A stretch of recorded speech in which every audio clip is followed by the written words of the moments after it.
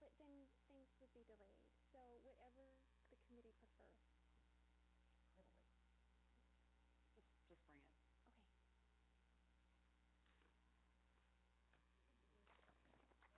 Are you ready? Do I have to turn on the TV? Oh. We're not on yet. Are you want to? Okay. We are. I'm just sharing. I turn mine. Okay, meeting of the Open Space and Ecology Committee will now come to order. Ma'am. All right, has everybody reviewed the agenda? Yes. Yes. And how do you feel about it? Lovely. Nicely typed. It is nicely typed. This is my last time chairing this meeting for a while, so I'm really going to enjoy myself. So, how does everyone feel about the agenda? Do you feel that we should adopt this agenda? Can I have permission from the chair? I'm Very good, expected to be in a meeting with the City Council at 7 o'clock this evening. We are in the midst of interviewing city attorneys, and I need to step out at 7. I've been requested to step out at 7 o'clock. Okay. Can we move item H higher up on the agenda? Are you referring to 6H? Yes, 6H. If we can do that maybe after 3. Anybody have any objection to that? No, we can even do it before 3, if you like. I have every faith that we would get through 3 between now and 7 o'clock. That was, Seems likely. yes. Okay. That's all. I mean, I was just trying to move No, it to... that makes sense. Okay. That makes sense. All right, so Stuart has proposed actually a slight change to the order of business. Would everybody approve the amended agenda, and if so, do we have a motion? Move to approve the amended agenda. Yes, I'd be happy to second that. Okay. In favor? Aye. Aye. All right. So, moving right along, oral communications for items not on the agenda. I don't think we have any of those. So, let's move right up to number 3, election of chair and vice chair. And do we have nominations, including self-nominations, to chair this committee? I've been instructed to nominate Kima Hayek for vice chair. Okay. Let's do the chair first. By himself. Okay. So would anybody like to chair the committee for the next year? I'd like to nominate Michelle. I will. Have a second? Second. All right. It's time for the big vote. All in favor? Aye. Aye. All right. Congratulations, Thank Michelle. you. We'll hand you the gavel of power. Well, you already are pretty close to it. Yeah, I could defend myself if I needed to. Don't get any ideas just yet. Okay. Next time. All right. So, Sean has nominated Kima to serve as vice chair. Second? Second. Second. All right. Any ready to approve? All right. We have our new CEO. We do have to vote. Oh, all in favor? Aye. Aye. We're so efficient. All right. There we go. So, you know, right, that you need to meet with Stuart sometime. No, I don't know that, but I'm sure Stuart will tell me that. Oh. All right. Stuart will be in touch. Okay. It's customary for the new chair to meet with city staff to kind of get oriented to the committee. Okay. I'm thinking May 20th would be a good day to meet. Get your airplane ticket ready. Yes. I'll tell Clay that they have to fly me someplace. Ooh, deluxe. Sorry. Gee whiz. All right. So, in accord with the amended agenda, Stuart would like to talk about item H, the OSEC staff transition, and then we have something to say about that too. It's with deep regret that we are having a transition in our staff. Everybody hopefully has received the information that Lisa is retiring as of the end of May. So we are very regretful for that. I could say many good things about her. I could be here all night, in fact, talking about the many achievements that she has had. She has made my transition from being the Administrative Services Director to becoming more involved in open space and ecology very easy. She has provided, I think, the committee very good and detailed staff work over the years. She has been able to take the information discussed at a meeting and translate it into a document that is easily read and understood by not only people who are experts in the field, but also people who have novice level or beginner level information in the field, so that they too can understand it. I think those are traits that would be extremely difficult for us to replace. She has worked tirelessly over the years. She has, when a job needed to get done, she was there. As you know, she has always been available at the restoration habitat days. She is the person who sets up and takes down the room when we need the camera work done. She has been here when we've had the special meetings for the, just recently with the no deposit, no return. She has worked with the subcommittees on developing different policy papers.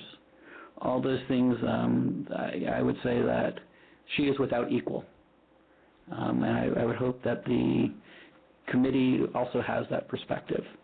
And the challenge is when somebody is without equal is finding somebody else to step in immediately into that role.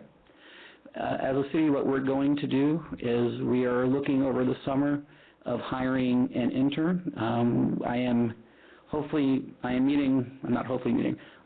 I am meeting with a prospective candidate who Clay and I interviewed. The person is working towards their Bachelor's of Administration in Environmental Management out of San Luis Obispo. They are a semester from graduating. They will graduate in December. So they live in the Bay Area and they will be here over the summer. The person has particular experience through her study and coursework in environmental impact report reviews. I thought that was an extremely important piece of the puzzle coming up in the summer, since I am told, to the best of my knowledge, that the environmental impact report will be out prior to your next meeting. And in fact, that we may request your next meeting be postponed a little, because there may be a need for this room to have public information meeting. Because after the release of the draft environmental impact report, if you remember, council's requested more public information meetings. They're trying to do it as quickly as they possibly can, and I think they're going to try and shoot for a couple of meetings the second week of June and a couple of meetings the third week of June. The challenge with having meetings the second week of June is that it's also in the midst of the budget process, and the city council may be having budget meetings the second week of June, so trying to schedule everything may be difficult. So I may need to ask the Open Space and Ecology to be more flexible about what day they meet in that June timeframe. I would imagine that the intern will be on board by that time, so that way when we start meeting to discuss the draft environmental impact report, that she too would be here to help us through that process. I do not see her being able to fill the shoes of Lisa, but I do see her really digging in and working with the Open Space and Ecology Committee in whatever form you decide to take in this conversation. And we've had many different conversations on, are you going to do it through subcommittees, are you going to do it as a committee as a whole? And I think where it was left is that you wanted to get the report out, be able to skim through the executive summary portion, and then decide what method you're going to use. So she will be spending a lot of her time coming up to speed on the draft environmental impact report, just like I will be, just like you will be. My impression is that over the summer, a lot of our time spent together will be on really making sure that the comments coming out of the Open Space and Ecology Committee are appropriate. And I mean appropriate in that they're reflecting what the committee wants to comment on. And that because of that, I would caution the committee on not taking on too many other issues in this near-term time frame. I'm stretched thin because of other things that I do. I think I would really much like her to concentrate on the draft environmental impact report. I think if there's another issue or two you want to work on, I might find other people to try and do some of that research. Caroline is very good at that kind of work. Unfortunately, she's looking at having maternity leave beginning in July, middle of July. Congratulations, Caroline. Hopefully she wanted it announced. That's hard to miss. It was hard to miss if you see her. But as we're going through the agenda this month, I would just want to caution some of the requests that you provide to staff. And I'm looking at this agenda. There's what I find a lot of fascinating issues that I think we as a committee can spend considerable time really trying to figure out what we want to do that would make this more of a Brisbane perspective than just a generic perspective. And I think because of that, we need to figure out how we're going to go through that. During the summer, we'll see how that goes. We'll see what kind of a position we can recruit for. We're going through budget process, and obviously we do have the continued having an open space and ecology committee, open space and ecology analyst in our budget for the same number of hours that we have, Lisa. So at this point in time, I still see this as a commitment from the city. So don't, if you're on, as a committee member, don't worry. This is still a high priority for us. It's just that as we're trying to find a replacement for, as I would say, somebody who I do not think is replaceable. I don't think we're going to, having interviewed people who have recently graduated, who are still going through it, having somebody who has the experience of the issue and the knowledge of the issues of climate change, and has that ability to deal with policy issues, while at the same time having that same love for restoration and the outdoor environment. It's a hard combination to find. I found people who applied had really good restoration knowledge, but didn't really have the policy side. And there are people who are more on the policy side who may not have spent much time outdoors. So we're going to continue to look for that through the summer. We will see how the intern does, and if I get lucky, maybe it's a person who we can figure out how to keep for a longer term basis if it works out. And if that happens, I've got other challenges because she doesn't graduate from San Luis Obispo until December. So how we transition through that may be challenges. But as I said, my real goal this summer was to ensure that you have the support you need for the draft environmental impact report review. And I think, from everything through the interview process, through her resume and through the work she did and how she articulated herself, I think we found the right person for that particular topic. But that doesn't mean we're not going to continue to support on other issues as need be. We'll just find other ways to do it as staff. And as I said, it is with deep regret that we lose Lisa in this process, because she has done a remarkable job, and I have appreciated the 2 years that I've spent working closely with her. Thanks, Stuart. Thank you, Stuart. I wasn't expecting that. Thank you very much. Can I just say something about the intern? Yeah. I think it's going to be a problem that we don't have staff support through the whole comment period for the EIR.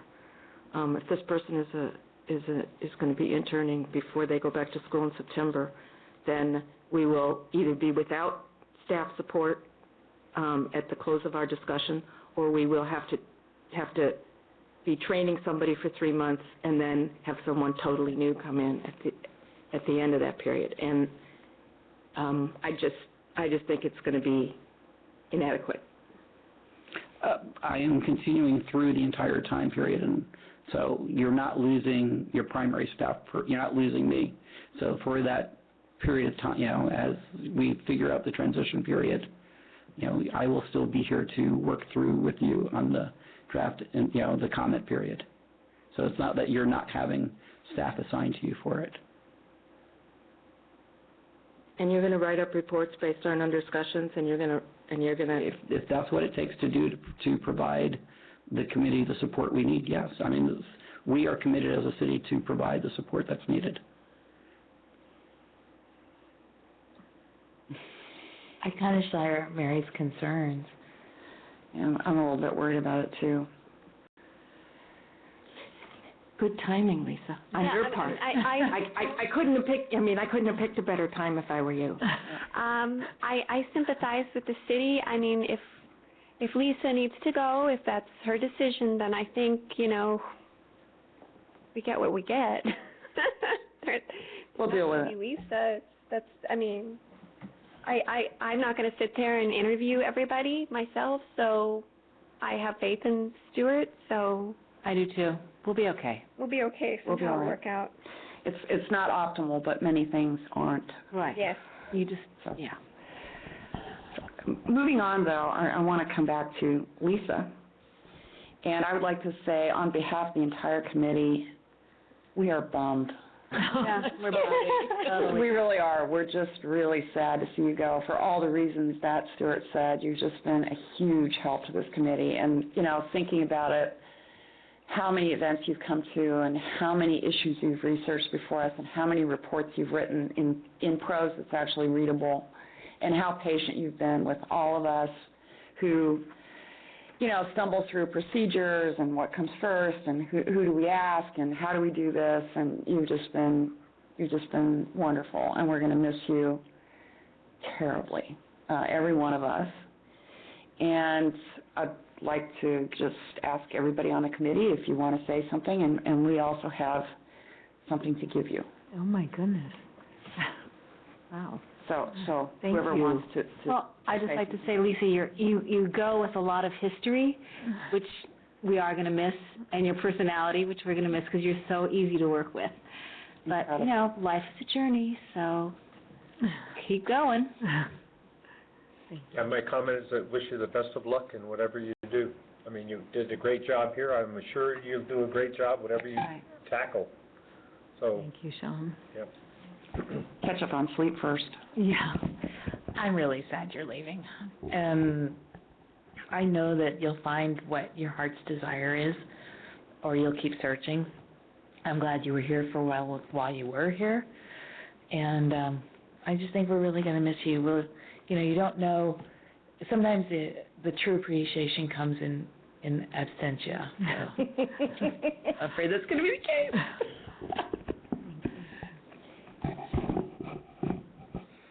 We have, we all wrote these little tributes to you, and you'll be able to read them in private. But I guess more than anything else, I just want to say thank you.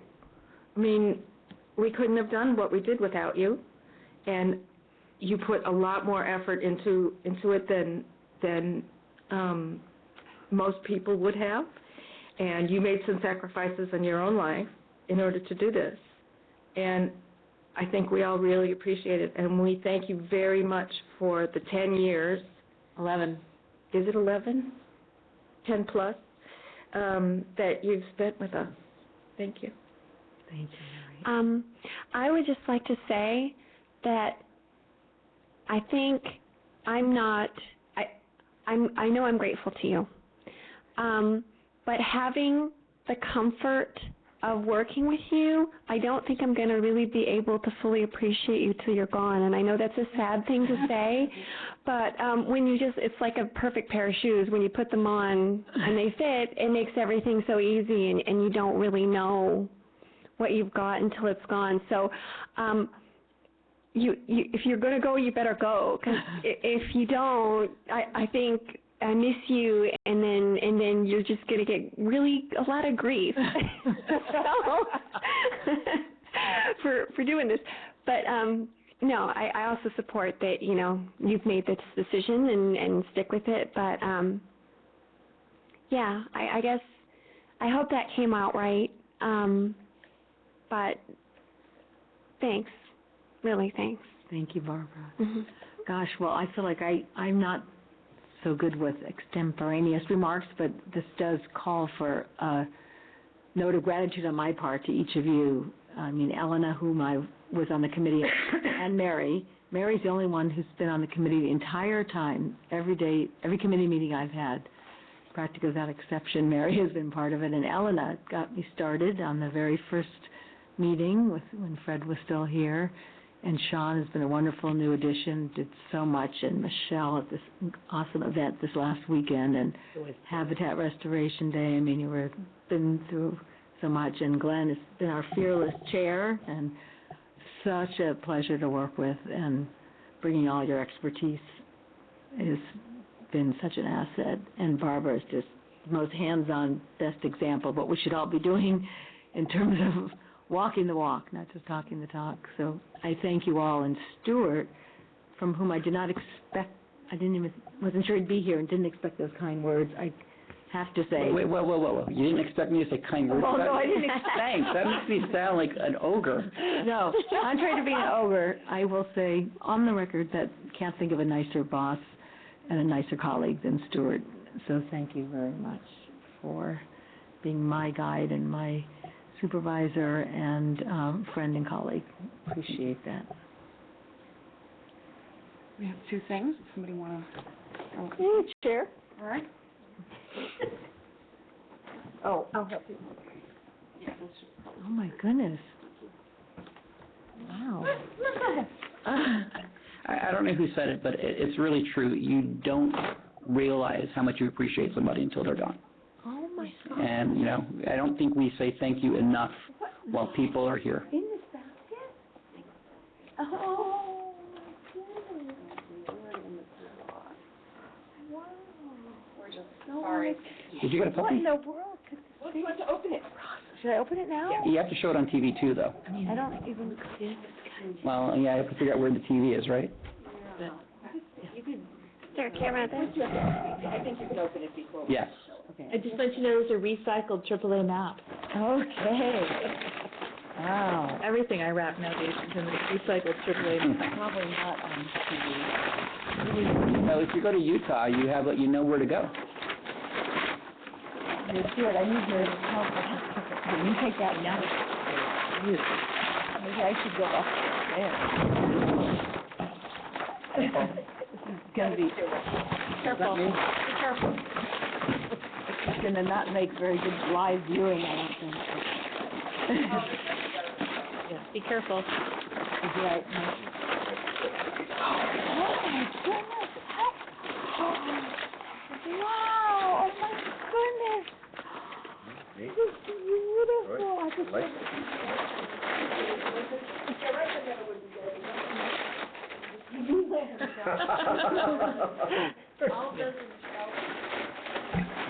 Photographs taken by Michelle. Nope. I didn't have a chance. No, it was just a little frame. I saw it, and I just went, oh, and it's like not a great frame, but I liked how it looked. It looks good. It's beautiful. It made it easier to choose because I could choose 10 pictures instead of one. Yeah. Well, you helped us save all that. Yeah, I tried to get views from the acres, some of them, so that you could. To the mountain. Do you want to tell us what each of these are? Sure. This is Indian paintbrush. Indian paintbrush. This is actually a rare one. And then this here is a cow parsnip in Owl Canyon before it burned. This is Sunrise over Brisbane. This is January 1st, 2007. The whole town was filled with fog that morning. This is one of the rare fire poppies that came up after the fire. So you won't see that again, hopefully, for a while. This is I believe that's in the Nemophila, but I'm not positive. This is up on the ridge, on the ridge trail. The host plant for the Calliope silver spot. A view of the main street of Brisbane from the acres, way up on the acres trail, and then farewell to spring.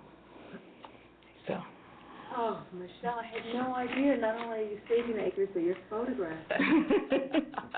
Wow. Oh, well, I know this took a lot of effort from all of you and a lot of thought, and I'm so impressed that you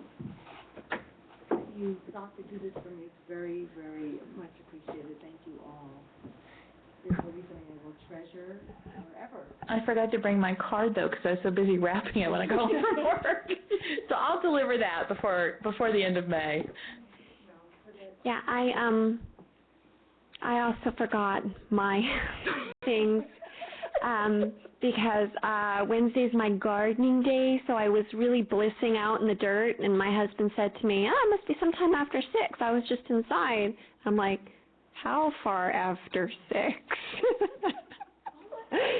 So I just flew down here. Not that I want to use the camera, but I would like to also thank the committee for this beautiful basket from the farmer's market. Of course. Yes. And I didn't even see under the cards that I've been reading all the reviews and listening to I've heard Michael Pollan on he's public radio a few times in the last couple weeks, and thinking I have to get this new book. Because I'm a big Michael Pollan Well, it fan. goes with the market basket. Yeah. I'm a big Michael Pollan fan. Of course, you knew.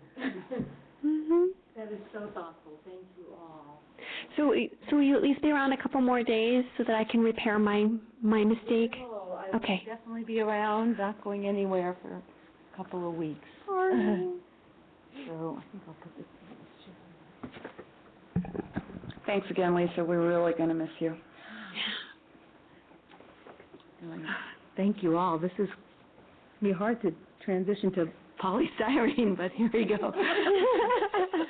We got rodents and polystyrene and litter and all kinds of fun things before I go. From the wonderful to the awful, where we're going. Well, thank you. That was most unexpected and greatly appreciated. We thank you. It's a small token. Yes. You deserve a lot more, or a lot less, or a lot. You deserve a great life. Maybe not a lot of stuff, but a great life. Mm-hmm. Yeah, when you get tired of those pictures, we have more. Yes, we do. Thank you. Okay, polystyrene ban. I think where we are on this is, and thank you for the list of all the food businesses in Brisbane. I was surprised to see actually how many there were. And I confess a couple of them I haven't heard of. But we do have this complete list and also the food trucks. And I think where we are is that we are going to use this meeting to discuss contacting businesses to see how they feel about this ordinance. As far as I remember, that's what we were going to think about. And we did appoint a subcommittee, or a subcommittee volunteered to, draft a letter, I think it was. We haven't done anything. Thank you from the subcommittee for that. Okay. So that's on our to-do list. I believe the plan we agreed on was the letter would go out first, advising businesses that they would be contacted by one of us. So we could stick with that plan, or we could do something else. Elena? We also talked about kind of a survey question, so we all asked the same question. Right. But as Stuart said, if we are going to have the EIR come out next, maybe we push these things till after that review is put to bed. I don't know. If we're going to be really, really busy. He said try to keep the... Right. As I said, I think if you pick one or two items, because as I said, you've got the polystyrene issue on this agenda. We have the climate change, and I was talking to the mayor today, and he asked me where the Open Space and Ecology Committee was on the climate change plan, not the energy plan that has been talked about at the Open Space and Ecology Committee over the years. And I said they're looking at doing more education, but for the plan itself, it hasn't been on the front of their front burner. And I said, and please give them a break because they've got a draft EIR coming out over the next few months, and he understands that. But also, I think the idea of the fossil fuel divestment may be, for me, that was a fascinating policy kind of a question. But if you say that, you want to continue forward with the polystyrene over the next few months, I think we can make that work for you. But I would just say don't try and do don't expect everything on this list over between now and, September. Because I think you've got a lot of other things you're going to be dealing with. All right. And I can talk to Michelle about that as we talk about the transition also as her being chair. Let me ask something. I'm wondering whether, just in view of agenda legalities, if it would be a good idea for us to go through the agenda items, including the polystyrene ordinance, the native plant brochure, the rodenticide follow-up, the climate change education initiative, and fossil fuel divestment. And the latter two are things that I put on the agenda for this month. That's why they're there. Because they're just items on an outline right now. Nothing has been explained about what was intended or timing or anything like that. So I'm wondering if we could sort of go through a lot of the agenda and then make a decision. Do we have to agendize that separately? Or? No, I think just it's all on the agenda. It's all for discussion on the agenda. Talk about it, and then just as you finish up towards the end of the meeting, say, here's the when we start talking about the next meeting, a date, here's the kinds of things that you would like to see on the next meeting. Here's the types of issues that you would like to see on future meetings. Okay. So is that okay with everybody that we kind of go through the rest of the agenda, and then toward the end we'll say, okay, what do we want to go forward with now? Is that all right? So we're not going to discuss any of these items as they come up? No, we are going to discuss them just to get an idea of what's entailed in each one. I mean, with the polystyrene ban, action is pending, right? It's a question of how long it stays pending. So we know what those actions are, the questionnaire and the letter, but those could be, we could decide at the end of this meeting to sort of leave that on the back burner until fall or something when we're done with the EIR, or we could say this is something we want to go forward with now. But I just propose that we also hear what's involved in some of these other things first, and then make our decision about what we want to go forward with.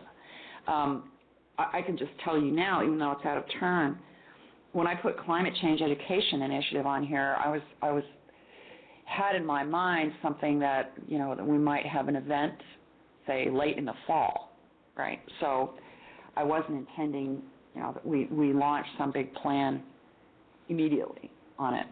Divestment is a little bit different, and I would like to talk about that and get the committee's take on it. I think it's something we don't necessarily have to do a whole heck of a lot. Anyway, I propose we go through this agenda and then make a decision. Does that sound all right? Mm-hmm. Okay. Lovely. So I have a question about the food businesses. The ordinance, my understanding of the ordinance is it applies to vendors that are actually selling food to the public, directly to the public, not distributing food Retail. to another. Correct. Right? And so a couple of these food businesses in Brisbane, I don't believe are selling food directly, and therefore are not covered by our ban. Mm-hmm. Yeah, this list is intended to represent all the business licenses that indicated that there was some food-related aspect to the business, Mm-hmm. but it's not, as you point out, a list that's appropriate to use as the basis for for visiting all these, because for some of them it won't be applicable. Right. Okay. So it's a longer list than you'll need, but it's comprehensive based on our business licenses. So when we do decide to move forward with the polystyrene ban, we will need to go through the list and probably cross off some of them. Like, Yeah. I would think that the businesses in the industrial park are not the sort of businesses to whom, they're wholesalers. So, For the most part, but not exclusively. right. So I think we just need to put our heads together. We probably know enough as a committee that we can cross certain names off this list. Don't you think? Mm-hmm. Or if not, a phone call would do it. Yeah, I would think.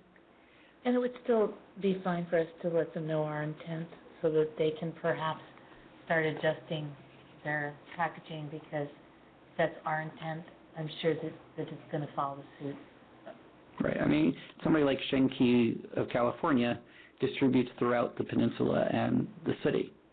So, I think if we as a, one of the things that we can do as a community is provide them information about this so they can start thinking about how they provide their packaging to their outlet stores.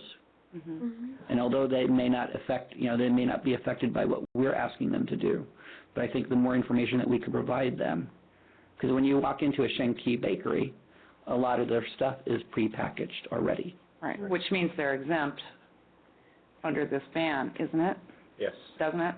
But That's how I read it. Right, but if we can convince them to use better packaging, that not only has an impact on Brisbane, but it does have an impact on what we're, truly what we're trying to do. What we're trying to do. Yes. So it's conceivable then we might want to send two slightly different letters out. One to retailers who are covered under the ban and one to wholesalers who are not, but more of an informational, just an informational letter to wholesalers. I think that's a fine idea, and it probably wouldn't require all that much tweaking. A lot of the content is going to be the same. Okay, any other, so we know what we have to do. We need to do the letter and the questionnaire, and yes, Mary? I think it would be a good idea to contact each one of these food businesses in Brisbane. Either, some of them I think we could just do it with a phone call and a letter. The food trucks is going to be a lot more difficult to do, and these people are not, they're not Brisbane people, so I think we can just send them a letter and say, this is what's coming up. If you have some comments, please send them to this place, and then eventually we'll just tell them what the new ordinance is. I agree with that. Yeah. Where are they? I mean, how It's the food trucks outside of Brisbane, physically going? meaning they operate in Brisbane, but They all have, there's a whole list of addresses. Yeah, I'll tell you, many of the food trucks are already beginning to comply because cities like Berkeley and Emeryville already have those bans in place. And Yeah, I was very impressed with the list of cities that have already adopted. Yeah, so we definitely want to move forward with this. It's just a question of when. And in my opinion, we could actually do some of the work to move forward on it in terms of having a draft letter to review at some point and a draft questionnaire to review at some point, because that's being done by a subcommittee. And it really does depend on the subcommittee. But as far as I'm concerned, if they want to work on it and distribute those things for us to review at some non-specific future meeting, that seems reasonable. Everybody okay with that? I don't think we should stop this. I think we should move forward with it. Definitely not. But let's go through the rest of it and see. All right, any more discussion on polystyrene ordinance follow-up? Is everybody sort of up to speed on what next steps are? Yep. Okay, so we'll talk about it again toward the end of the meeting. Okay, item 5, native plant brochure. It was sure a pleasure to look through this beautiful brochure again, Eleanor. It's really beautifully done. Over a decade ago, we printed a 5,000, and it's taken us that long to go through. And when I met with Ken McIntyre and Peter Steiler, and they had an idea of, instead of printing a big fancy brochure like this in that quantity, that we print something simpler more frequently so it can be updated. There is material out there for the Bay Area region. The California Invasive Plant Council has several items that are in general, what to plant, what not to plant. And the idea that came up in our meeting was to do 2 different brochures, one for San Bruno Mountain specifically, invasives, how to deal with them, which this addresses. We list a lot of this for that brochure. Apparently you can't just go up on the mountain legally and pull plants.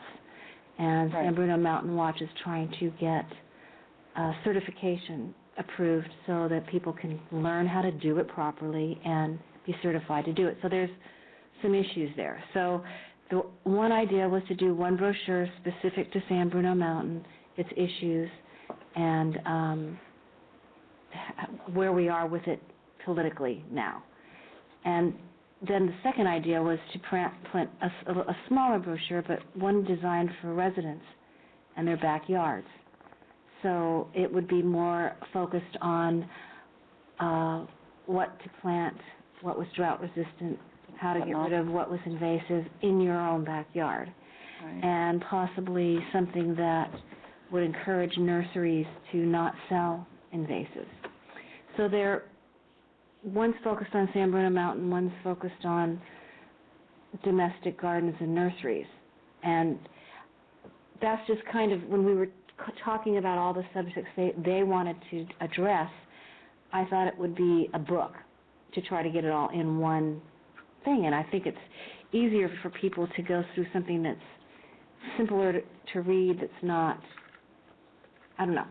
So anyway, that was the ideas as far as printing goes, and Ken was going to gather the people to do the data, lift from this brochure what they wanted to use, and then submit information to the City of Brisbane and the Open Space Ecology Committee to see what other things they'd like to include, or if they improve the data. So on this committee's part, we'd really only be required to review what the San Bruno Mountain Watch put together, which is pretty much what Vicki Graham did here. She gathered the data, and everybody sort of looked at it and commented on it. So it won't involve more than that from the City Council. And since I don't think we'll have it ready for this anyway, whether we put this on an agenda, I mean, San Bruno Mountain Watch may or may not get this done. We're going to be waiting on them. So it can just happen as they time it. Go ahead. I just wanted to say, from a point of view of like, this is really nice, but I will tell you, having tried to pass it out numerous times, people don't want to take this much. Yeah. They just don't, and they don't feel like they're worthy of taking something that's so glossy. It's like too high of a commitment level. Believe me, I've tabled a lot now. Okay. And whereas these is easier. Way easier. Those go like Yeah, but you can get a lot of information on this. There's a lot of information on there. Yeah. And it's got, pictures of the Yeah, I'm gonna have to the bad boys, the bad things boys, that the good boys. Yeah. It's all it's very simple, direct image, not a lot of verbiage, and we've got a lot of grassy background on this thing. Yeah, and one of the things that's also most important is that whatever we do, it needs to be also, we need to have a web format of it, PDF, very easy to look at on the web.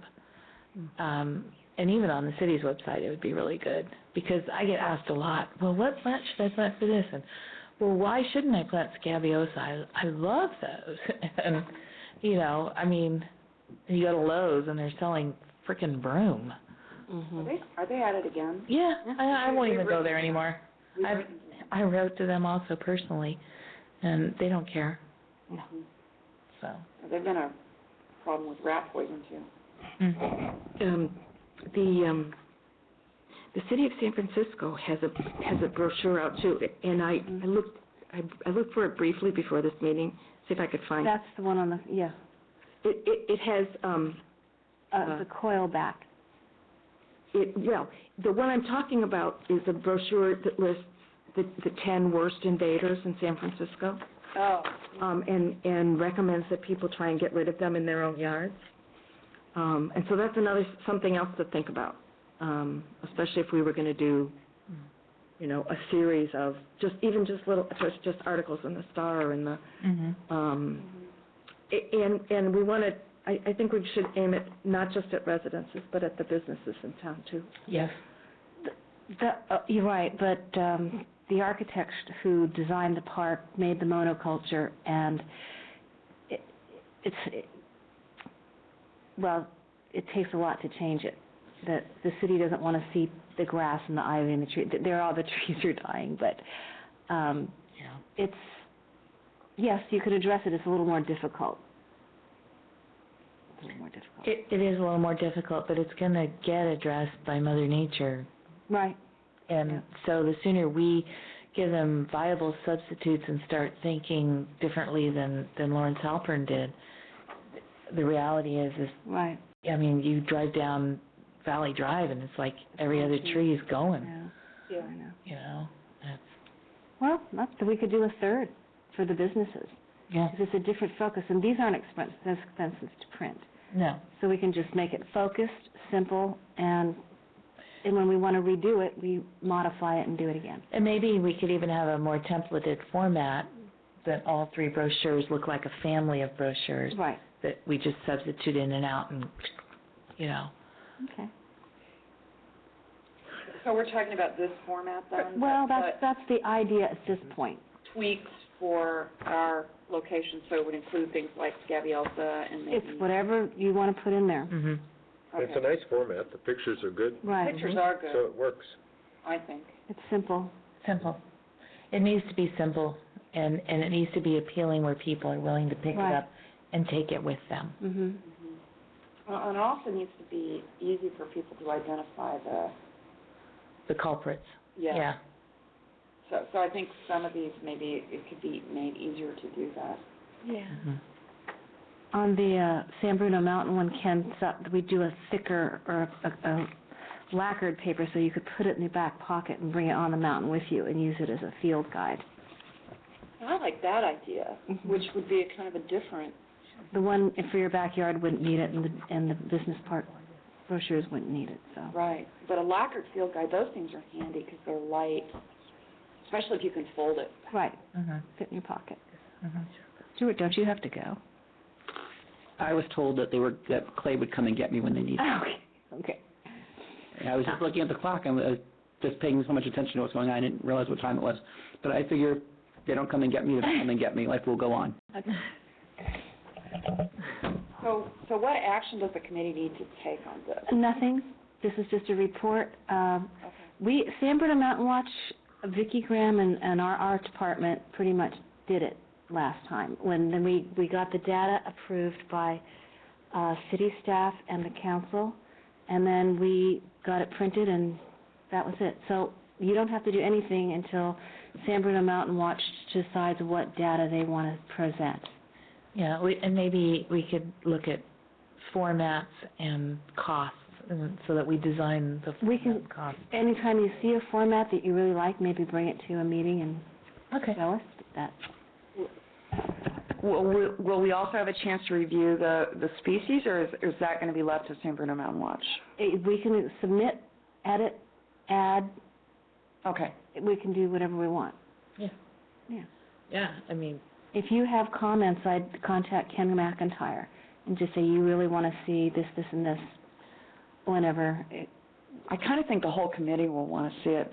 Everybody's going to see it, but if you have... But I mean at some stage at which we can... Edit. Comment. Right, yeah. Absolutely, yeah.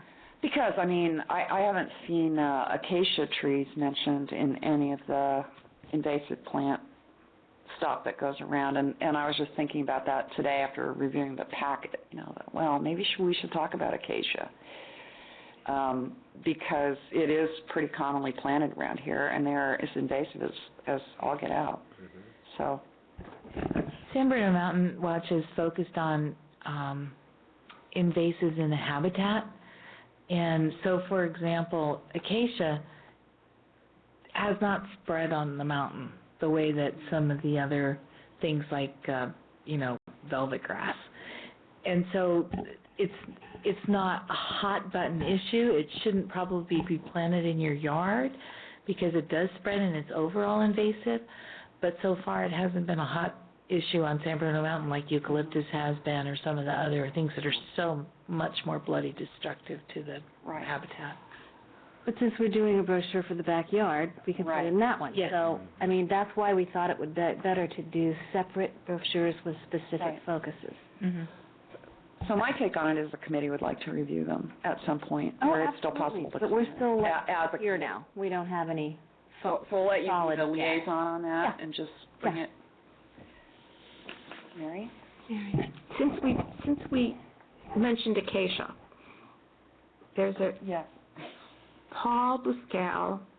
I heard this from Peter Steeler, who heard it from Paul Buscal, that there's a Bay Area Arborist collective that does public service work. And Paul and Peter have talked to them about cutting down the acacia that's up in the acres. And so they are kind of planning to do it on July 3rd, 20th or something like that. Somebody needs to talk to them about logistics, including insurance. And Stuart, can you? Yeah, I've already talked to Peter about getting with me about the logistics of it. Okay. Yeah. Great. Cool, because that would be, we had already approved removing that the acacia that's up in the area where Peter Steeler's been working up in the acres, and he would be really happy to see that go. I just want to say one thing about this brochure, that I like this format overall, but I'm pretty plant savvy, but I don't know that I could comfortably identify plants from these little tiny pictures. You know, like I had some French broom in my backyard, and I could tell looking at this what I had, you know, but whereas this, it's like, okay, that's a green leafy thing. That was an issue, and we decided that we'd make sure that the images were crisp and large enough to be identifiable. Yeah, and if you go to a good plant identification book, it has the flower, the petal, the structure, so that you can hit all kinds of identifying marks. Because, too, I know my son was like, that looks like, we were looking at some salsify, and he was like, that looks like Painted Lady, and I'm like, that doesn't look like anything like Painted Lady. Well, it's just that some people don't. Yeah. You know, if it's green, it's got leaves, it's a plant. That's as far as they get. That's why I'm also hoping that we have it linked with the online brochure Absolutely. that has in-depth identification, taxonomic, That'd be multiple pictures. When I'm in doubt, I put in the name and I hit Google Image. And That's what yeah. Or calflora.org. Yeah, and calflora.org comes up a lot when I hit Google Image. Still, for people that aren't willing to go into that much depth, it would be good to make sure that the photographs are really Clear. Right. And that's one thing I liked about this too, is that you can really tell what things look like. One of the things in this CalIPSA brochure is they're recommending a lot of plants that need a lot of water. And I don't think that's what we want. Right, drought tolerant was another for the backyard, absolutely. Yeah. Okay, well, thanks, Anna. We'll look forward to hearing from you again as this moves along. Okay, any other comments on the brochure? I have a small comment, just that Elena has been in touch with me by email and occasional phone, I think, over the months, and just to say that you've been putting so much work into this, and I really appreciate it, because just to get in touch with Vicki and set up the meetings with Mountain Watch, it's taken quite a bit of time, so this is a real big milestone that we're on the cusp of reprinting it, and so thank you for that. Do you want these back? Oh, I think it's up to I'd you like all. to get it back because you gave us a copy previously, and I have cherished and loved and kept it. Okay, why don't Don't we, need to I can do. collect them from the Okay. table, I think, if you want, and I'll, of course, just make sure they get distributed to the public. Right. Oh, here we go. I have one at home. I have one at home. I do too, at least. Actually, I have 3 at home. Thanks for all the work. Yeah, sure. I'm excited about the prospect of having new materials to be able to distribute that are new, relevant, and Exactly. Okay, moving on, number 6, other committee matters. First of all, report on no deposit, no return, which everybody attended, or most of us attended on Sunday, which is great fun. So, Michelle, take it away. I guess I better report since Sean spent most of the time in the kitchen. Oh my God, the snacks were amazing. They really were. And I was really, really delighted with the turnout. If you notice, all the chairs are out. I got here and we rearranged the chairs and put out extra chairs, and it turned out we needed them all, didn't we, Lisa? Yeah. We had at least 90 people that came on Sunday. And even though we had some technical challenges, Lisa and Randy handled them really well, and we got it all, everything was great. And people afterwards were extremely complimentary and had lots of comments about everything. So, and I just so appreciated all of the support of everybody to do this program. It really, I thought it was really, It was smooth. Yeah. People really liked it. it was really great. Mm-hmm. So, thank you, Sean, and thank you, Barbara, the subcommittee, and Lisa and Randy, and it was just really, really good.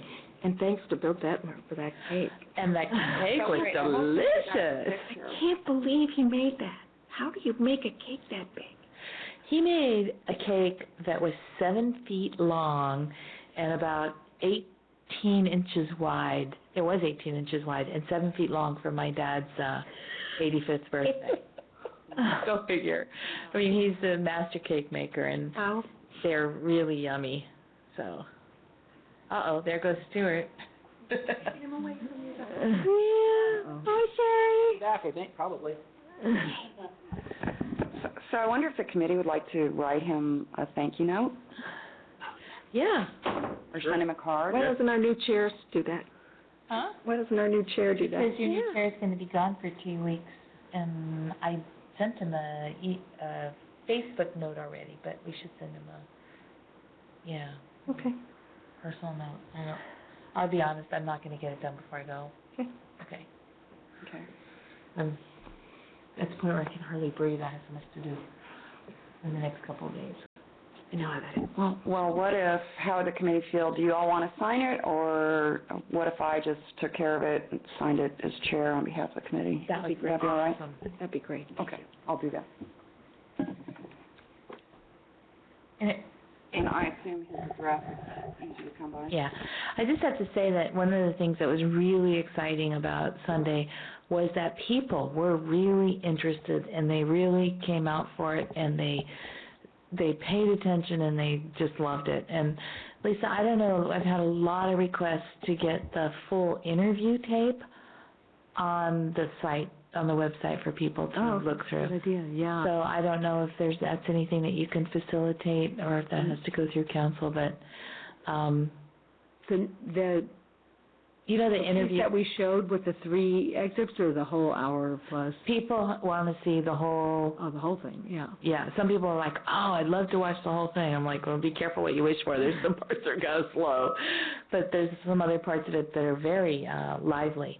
Okay. This is the interview tape with that Ray Miller did, was part of the history project around our 35th anniversary, and he interviewed the last 3 remaining council members, my dad, Jeff Salmon, Clark's dad, Ernie Conway, and Red Jim Williams, who was, those were 3 of the 5 men elected to the original council.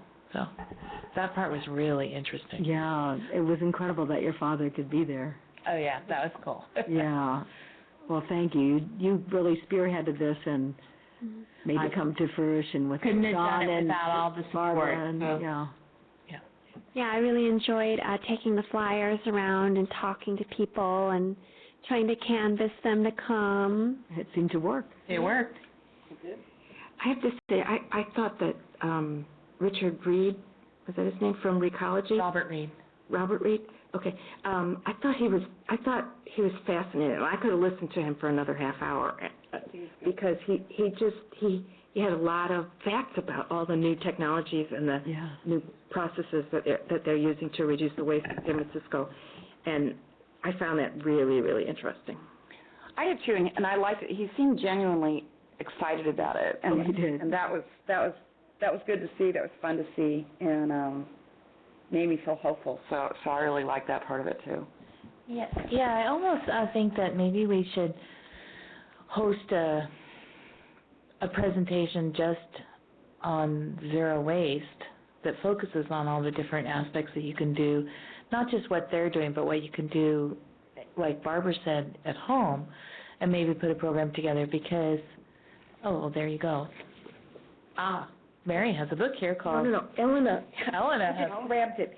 Elena brought this in, and she wanted to share it with the other members of the committee, serially, I believe. And so I'd be interested in reading it, but I certainly don't have to read it right this minute. We thought Barbara might be interested in it, and... Well, I think one of the other committee members can have it because we've already got our garbage down to about 4 pounds a week, so for a family of 3. Yeah. So I think it would be a really good, as we move forward with education, that there's obviously an interest in putting together a program like that. It really wasn't that onerous, and maybe just have the period, because like the stuff that I heard at the BB about zero waste, what Recology is doing was fascinating. Mm-hmm. And the one thing I do want to say is that this is just a personal sense, is that South San Francisco scavengers seemed like maybe they would have liked to have participated more. And I understand why we made the decision we made, but South San Francisco Scavenger has been wonderfully supportive with the recycling program. I mean, I can't believe how much they've done for us. And they are also doing, I think they're a step behind Recology just because of where they're coming from. Steps behind Recology. Okay. But they are also doing some really amazing and interesting things, and I think maybe if we go forward and add on to this program, we should be sure and give them a voice. absolutely. I agree. Yeah. I agree. I think they've had some problems partly because they haven't had space to do compost and stuff, and so, yeah, I kind of agree with that. Okay, anyway, a great success, and I will write to Bill. Did anybody get pictures of that cake? I hope somebody did. I didn't. I had my cool. camera, and I was so crazy busy running around that I did not do it. I could tell you what it tasted like. It was really good. Okay. All right. Any more conversation about no deposit, no return? Done? Habitat. No, we got to get another subcommittee. We got to get together again and start working on our next doodad. Yeah. That's all I can say. Goes right along with Climate Change Education Initiative. Yep. Yes. Habitat Restoration Day report. Oh, it seems like it was a long time ago now, but it was since between our last meeting and this meeting, we had Habitat Restoration Day. And I thought it was a great event, and thank you to Michelle and Barbara who were there, and Byron, and your husband was there too, right? It was a whole family affair for Barbara. And there was a handful of other kids as well who did a lot of great work. And Lisa Greenlee, former committee member, and her son Sedge were there. Right. So it was, and even Anjana Richards, former committee member, was there.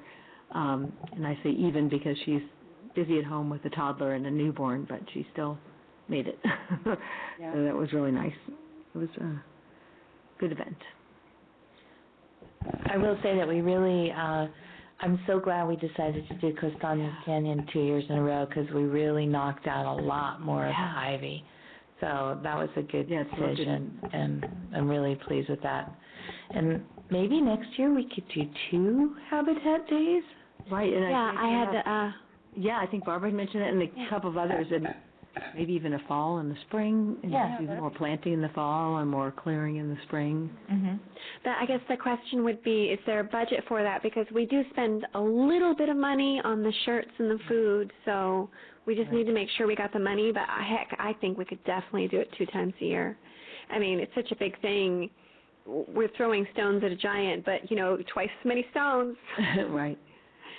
we also gave away bags for the first time, to go along with our bag ban, and those were donated, one set from the county, and there was another set from Zark Recycling, and we thank them both for their donations. And also, just thinking of you being there, Michelle, I want to thank Councilmember Terry O'Connell, because you two worked together, and you did, I mean, it seems like you cleared half the canyon, just the two of you. Actually, we didn't. We were in two separate areas. We were two separate, well, Yeah. you came and left together, so I Yeah. saw, but it seemed like both of you were just up and down with loads of before. tarps of, We're experienced. yeah, tarps of The ivy. kids were pulling a tarp. I had a good time doing that. Yeah, they like that. I just thought of a question. Do you know offhand if the T-shirts were more popular or the bags were more popular with people? Well, I think people took, both? most people took both. Okay. And, yeah, I So think, in other words, we still got a dilemma. I think they both were appreciated and used. Okay, good. Yeah, if we do want to have a second one, I wonder if we could maybe get, some of the businesses in the park to maybe sponsor it as public relations, contribute to fund the food or the T-shirts or whatever it is. They might appreciate the chance to do it, because it's really not that much money altogether. Do you know roughly how much it costs altogether? Depends on how we do the food. It's a little less expensive when we barbecue, but the whole thing is and the shirts turned out to be a little more this time because we had two colors and they're silkscreen, but so there's some variables there, but it's not insurmountable. Just ballpark, like roughly. Under a couple thousand for both food and T-shirts. So, well, Porta potty under, and- yeah, because there's a porta potty, the wash station, and we usually try to get the big dumpster donated from. In fact, it was donated free of charge from South San Francisco Scavengers, which is much appreciated. Something else to thank them for. Yeah. So. Well, I think our conservancy, the Arthur and Eleanor Court Nature Watch Conservancy, can do some part of that, bags or Terrific. T-shirts or something. That'd be great. Yeah, because it seems to be popular. It'd be nice to have another one. Yeah. If we could. We should watch the timing if we can, because we have lagoon cleanup Right. in so September. we don't want to have a conflict Yeah. Right. with that. In fact, this grew out of a partnership with Beautification Day, which was sort of like a Parks and Rec event, similar in nature to their fall lagoon cleanup. They had a spring beautification day, and so we decided to join up, and we dovetailed our efforts and created this restoration work day. But yeah, we'll have to make sure that we don't interfere with lagoon cleanup day. Absolutely. You even wonder about summer, because summer restoration is harder to do in the summer. On the other hand, it's when kids are home and... It can be hot, yeah. Yeah. It wasn't hot last summer in Brisbane. We could do it in the morning and people Yeah. will wear jackets. Well, early summer tends to get the fog, so maybe early summer, maybe. Even July, it's usually, it's not that bad here, but, so something to think about. But we're not there yet, and probably this year with the DEIR is probably not the time to think about that. Yeah, Mary? I think we should think about planting right before the rainy season. Yeah, there you go. Doing something at the end of October, early November. I like that. Yeah, it's a good idea. TBD after the EIR, it sounds like to me, unless this is something the committee wants to work on It can wait. during the summer. You know, with So planting, keep that in mind. if we can get seed, then we don't have to rely on rain. If you, versus putting out nursery-grown material, nursery-grown material is going to have to be watered, so you have to have a rainy season following your planting. But if you have seed and just put out seed, then whenever the rains fall, they'll do their job. Isn't it more gratifying for people, though, to actually put a plant in the ground? But It's putting a plant in the reliable. ground and not watering it, just might as well just throw it out the window. Yeah. Right. Well, planting seeds can also be difficult because the little critters sometimes come along and clean up what you planted before it ever gets a chance. I've had that experience in my garden more times than I care to recount with my carrot seed, planted at 3 times this year so far. And plants are more reliable. That's why we do that in our habitat restoration. You water them? We carefully choose when we plant. Like we in the fall, we don't plant in the fall until December, and in the spring, and once the rainy season, if there's no rain, we don't plant. Yeah. So it's critical timing-wise. Yeah, definitely. Yeah. A lot of natives don't need much water. It was like the year before last, which was a very dry year. We planted up on close to the park entrance, on that little hill there, and we kept saying there hasn't really been much rain, but most of the plants did fine. Yeah. Even in a dry year. So, you couldn't plant a water-loving plant and count on it making it, but I think there are some plants that you can plant. Yeah. A lot of plants, if they can get moisture from the fog drip, they'll do fine. And that particular place right up in the saddle, does get fog gets drip. a lot of fog. Yeah. But in town, we could also do it in a place that gets a lot of fog, which is almost everywhere. Yeah. But be more selective. Mm-hmm. Okay. We want to say anything more about that now? We're ready to move on. Move on? Okay, next item, litter outreach article. There's a draft in the packet pitching the novelty of the bicycle, which I really liked. And this is for the Brisbane City News. Is that it's intended? Yeah, I drafted it and showed it to Stuart, and his only concern was that he didn't know who to put on that blank space please call, because he wasn't sure whether that would be him or Randy Bro, the Public Works Director, so they're arm wrestling over it? Yeah, I think they are.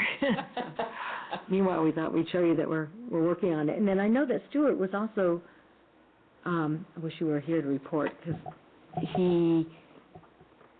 I had reminded him that he was going to talk to, and I think did talk to the Chamber about an Adopt a Streets program, so I'm not sure where that stands. Maybe if he comes back in, we can find out. I like the article a lot. Yeah. Very nice. I had one comment on it. I think it's a great article, but I think personally, thinking about the audience, I might condense down the history part of it and add in a paragraph about why it's important to pick up litter. Not only is it a cosmetic community pride issue, but it also gets into the storm drains and ends up in the Pacific Gyre and all those other issues. Bring in the environmental motivation, because different people are going to be motivated by different aspects of the issue. One other way to do that might be to include a photo. There are a couple places in town that reliably collect trash, like the fence on the east side of Bayshore as you're coming up from South City. It's always got a good collection of junk. Right in town, the Littman fence also. Right. Just The area right in front of the library. yeah. Right. So I think a photo would help make the point that Barbara's talking about. So good suggestions. Yeah. Thank you. So I think it looks great. Thank you for doing that. I hope we get somebody to do it, because John's been gone now for, 2 years, I guess. Yeah. And worst comes to worst, you could just please call City Hall and then put the number, and then if somebody calls, whoever's here gets tickets. Yeah. Is the bike stored at Public Works? That might be another good thing to put in there. Yeah. Get the use of the bike, take your groceries on the weekends or whatever. I kind of miss my BDW cart sometimes. Okay. Next. Next item, rodenticide follow-up. So I guess, we've sent on the Right. amended resolution to City Council quite a while ago. Well, actually, I think it was only at the last meeting that, You're right. yeah. It was quite a while ago. Oh, I but see, yeah. Anyway, yeah. Yeah, so I believe that I think Stuart is hoping to agendize it, so there's not much to report. I think it's going to go as you recommended for the next city council meeting. At one point, there was an aspiration to get it on the last night's meeting, but the agenda was full, we weren't able to do that, but hopefully by the next meeting.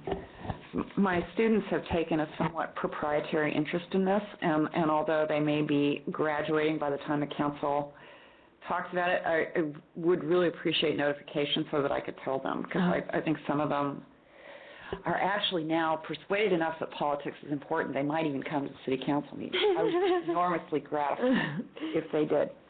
Fantastic. So if there's any way you could let me know, We'll let you. I'll let them know. I have a short follow-up story on that, which, Glenn, you may already know, or you might not know. But I was tabling with Mountain Watch at the nights at the Academy of Science, and the booth next to us, there were some really nice people there. They're the ones that are working on saving Sharp Park. And so I was talking to them, and I was talking to one of the guys there, and he said something about the rodenticides. I said, oh, yeah, those are just terrible, the second-generation rodenticides.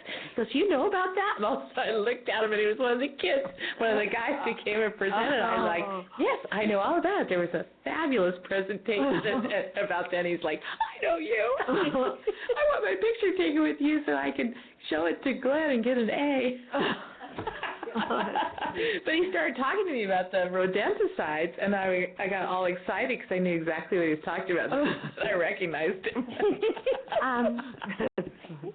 I want to say I did talk to Billy. No, I know they don't. Because that was my job, and he said, I'm Sweden. Whatever the city does, is what's going to happen, and he has no opinion. He's good with it. Yeah, I think he just wants to, I think like most business owners, he just wants to know what's going to happen in adequate amount of time so that he can make appropriate adjustments, and that's fine. I had one other thing I wanted to say, and this is just food for thought. Maybe Glenn, maybe your students can look into this, but, we have the barn owls that nest in our yard. And underneath the tree, I found 3 eggs so far this year, and I candled them, and they were liquid inside. So they were not viable. Yeah. And I don't know if there's something else that could be causing that, but knowing the issue, my first thought was, is it that they're getting low doses of this rodenticide, and it's causing the eggs to liquefy in their shells. No. So I don't think we're going to have chicks this year, which I'm heartbroken about, And you're sure they're owl eggs? I'm pretty sure, because they're right underneath where they nest every year. Right. I don't think my students could help besides we're ending the academic year.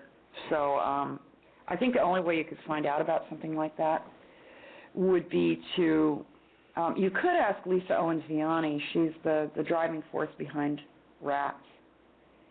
And I can give you her contact information. And she's probably going to say to prove it, you would need to have the eggs. You probably have to have them analyzed. Yeah. Unfortunately, I didn't keep. Yeah. Well, you could ask them now. Okay. Or I could ask her on your behalf. Let me know if you want me to do that. Yeah, just give me your contact information after the meeting, if you please. Okay. Thanks. Well, I'll have to email it to you. Okay, that works too. Great. Okay, so, we'll be interested to hear what the council has to say. Moving right along, we're ready for the CAG update. The most recent meeting of the Brisbane Baylands Community Advisory Group had a presentation from Recology about their plans for expanding their footprint on the Baylands and some of the technologies that they wanted to use. There was definitely a different take than, say, the presentation that they gave at the May 3rd event. This was we were talking about the space they were going to use. We were talking about any additional concerns about air emissions, about the kinds of things that they would do in the buildings that would set on top of landfill gases, and how that it turns out that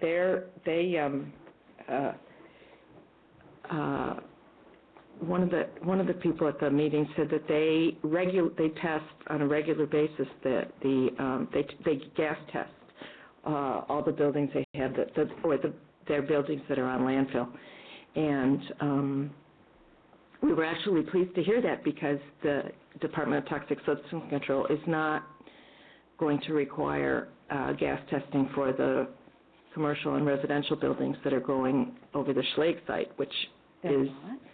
No, they're not. Well, they're not going to require it on an ongoing basis. There have been soil gas samples taken in the past, and they're just... Even after that Google episode? That's which right. we talked about. That's right. Yikes. And even if they did, they have no ability to do anything about it. No, that's not entirely... What I understood the guy to say, the woman to say. That's not entirely true. I mean, there are things that they can require of a location that's under their jurisdiction. But for example, the landfill is under the primary jurisdiction of the water board, and so DTSC can't go in there and require anything. I understood DTSC to say, like, for instance, they wouldn't have the authority to evacuate the building or anything like that. That was because somebody asked a question, but it was about a particular building that had never been under DTSC jurisdiction. Okay.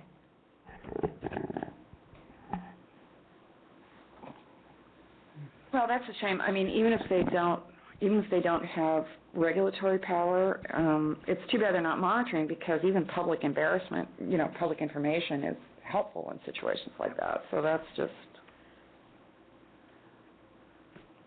ridiculous. Yeah, we thought so. I think the next CAG meeting is next Tuesday, and I believe it's just going to be a business meeting. We need to work through some financial issues that have come up because of, some financial issues that have come up. We just need to find a new fiscal sponsor and talk about raising some more money. Okay. Have you tried Earth Island Institute? As a fiscal sponsor? They're just a place you might want to look into if you need a fiscal sponsor. Really? Yeah. Okay. They sponsor lots of small environmental nonprofits. Worth asking. I know nothing more, but except that they do. And they're local? They're in Berkeley. Right. That would be cool. Okay. Another one is, I think Tide Foundation would be worth checking into also. Okay. All right. Will do. And I may be able to think of some more, but start with those. Okay. Thanks, Mary. Anything else? Any questions, comments? Nope. Thank you. Yeah. Okay, Climate Change Education Initiative. I agendized this, and let me just say, I don't really have a picture of an event, and maybe it's not just an event. I would like to see some kind of ongoing education. I know the Education Committee is doing some stuff with carbon footprint and whatnot. But I was thinking that we talk to people in Brisbane about lots and lots of ways that they can reduce energy use. What we haven't really talked about is climate change itself. And I think, it's kind of curious. There seems to have been, and President Obama has actually been a major author of this.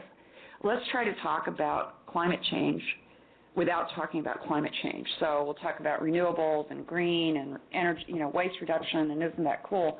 And that's all good stuff.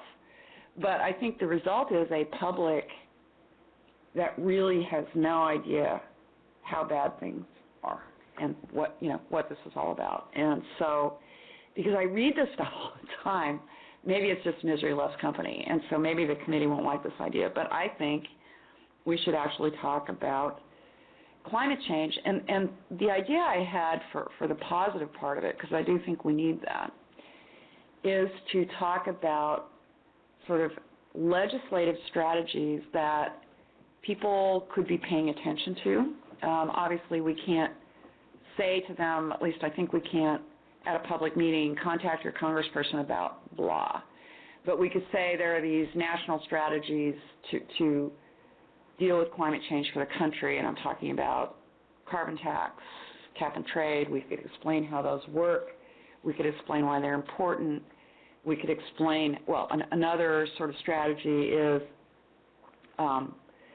President Obama could use the Clean Air Act to regulate power plants, to get the EPA to regulate power plants. So that's another big strategy. So I'm just thinking there might be some way, first of all, to scare the daylights out of people, and then second, to say there are things we need to do as a country that really can't be done at the city level, but to tell people about them, to explain them so that they make sense, and sort of leave it hanging out there that, contact your decision makers to move some of these things forward. So that's as far as I've gotten with it. But I think we need some education about climate change. I don't know, for instance, I don't know how many members of the general public realize that we're on track if we keep going with what is called business as usual. The estimates now being put out by the various scientific bodies for the extent of temperature change, global average temperature increase by the end of this century is between 8 and 11 degrees Fahrenheit. I mean, this is the end of everything. And I don't think people, there's no way, for instance, that most of the plants that people have worked so hard to save on the mountain are going to survive 10 degrees Fahrenheit temperature increase. It's just not going to happen.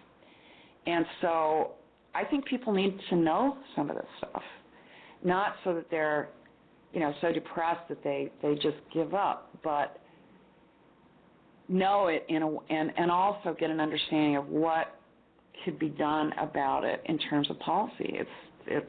I think it's really important, and most people don't understand it. And I know this is probably not the most popular topic for education. People tend to prefer, 10 things you can do to cut down on the amount of trash. And I'm not quibbling with that, but it's not enough. So I put it out for discussion. I'm reading The Future by Al Gore, and he outlines where we're at now as a global community, and I haven't finished it yet, but the format that he's using is what he's writing the book so you can see the effects. It's not abstract. It's right. It's down to earth. The hurricanes, the chemicals in the food we eat, the many aspects that are contributing to this. And I think if you were to produce something to review, identifying the specific results that we're experiencing now that seem, it's just a dry winter, or it's just a hot summer, or what happened to the bees, or big hurricane. If these things, which are not abstract but real, are identified, I don't think we need to scare anybody. It is scary, but it's factual. Right. Oh, yeah. And it's a big problem. Well, and here in Brisbane, sea level rise is a very tangible consequence. And some of the projections on sea level rise are just, amazing. So I would agree that, in addition to sort of talking about the big picture, the 8 to 10 degrees Fahrenheit increase, you say what that means is X, Y, and Z. Well, big heat waves that create dust bowls in the middle of our countries. Right. Right, happening. It Right. happened. So it's not voodoo. Well, I have an idea. Sure. I mean, it was funny you said you were reading The Future by Al Gore, because when we started to talk about it, I thought, maybe we should do a screening of his movie again. Yeah. And only then followed up with a slideshow of subsequent, kind of like touch on points in the movie, and follow up with a slideshow of like where are we at now, more evidence, and maybe even put some of that to the local level and have a discussion group. I mean, like a discussion forum. It's going to be a lot of data to gather to get current. What the trees in the park, what. We could just show a few examples to get the discussion going.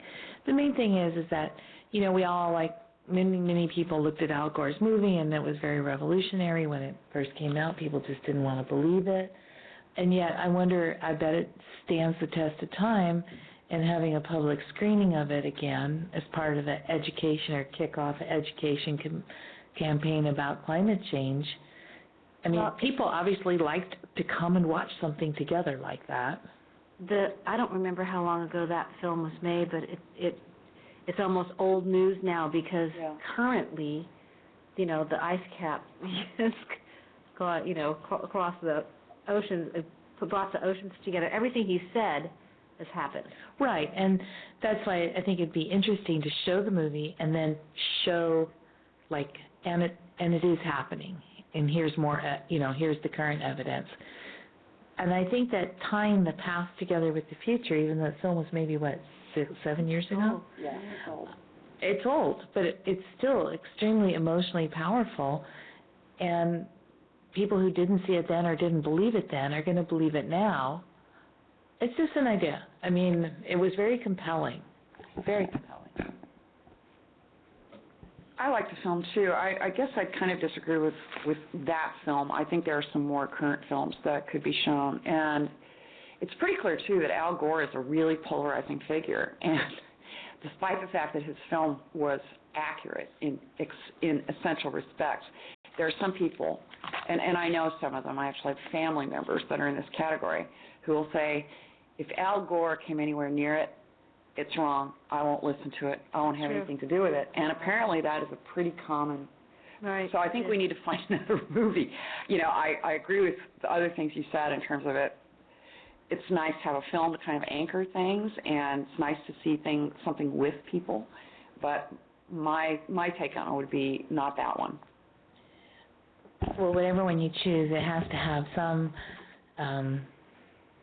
element of hope at the end. Oh, sure.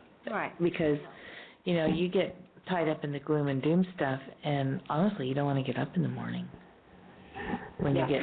I know that feeling pretty well. We don't have to figure out the details now. I just wanted to see if this was something that the committee would be interested in doing at some point, and maybe working on over the summer if we're going to plan an event. But we have several to choose from. So, any other comments from I think it's going to be an interesting project, and then we may be more able to address it after we deal with the EIR. I think. You mean to start thinking about it? Mm-hmm. Here's the thing. I think we need to address it while we're doing the DEIR because we want people to stand up and realize what the DER is all about and what's going to happen and are we doing the right thing. It's kind of tying it all together. Okay. There's another reason. I'm sorry, Mary, go ahead. No, go ahead. You finish. So there's another reason to do this sooner rather than later, and that is that we're running out of time. One of the features of this problem that a lot of people don't understand very well is that carbon dioxide accumulates in the atmosphere. And when it does, it kicks off what are called positive feedbacks that set off a self-reinforcing cycle, which will be unstoppable. There will be nothing we can do. Well, there's argument about that. Has this already gone past the point where there's nothing we can do, or is it still stoppable? And I'm reading things that say they think it is still stoppable. But we don't really have much time, and so it's sort of like every day that we don't do something counts, and I don't think people really quite get that yet. The other reason to do it soon is that there is legislation, Boxer and Sanders' bill in the Senate.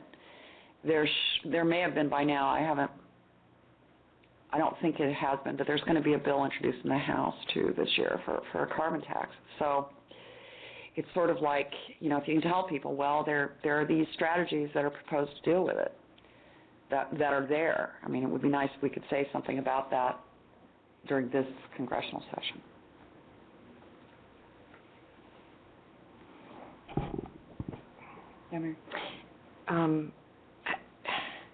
I think that people right now who think there aren't going to be any serious effects from climate change are not going to be convinced by anybody. I don't think there are very many people in California who aren't concerned about climate change and don't think there are going to be drastic effects. They may think they are going to be able to escape them, and some of them will be able to escape them. But I don't think we have to convince people that climate change is real and there are going to be very serious consequences. But as Glenn says, what do we do about it? And that is a big, that really is the big issue. And putting pressure on people who can make a difference is about the only thing we can do.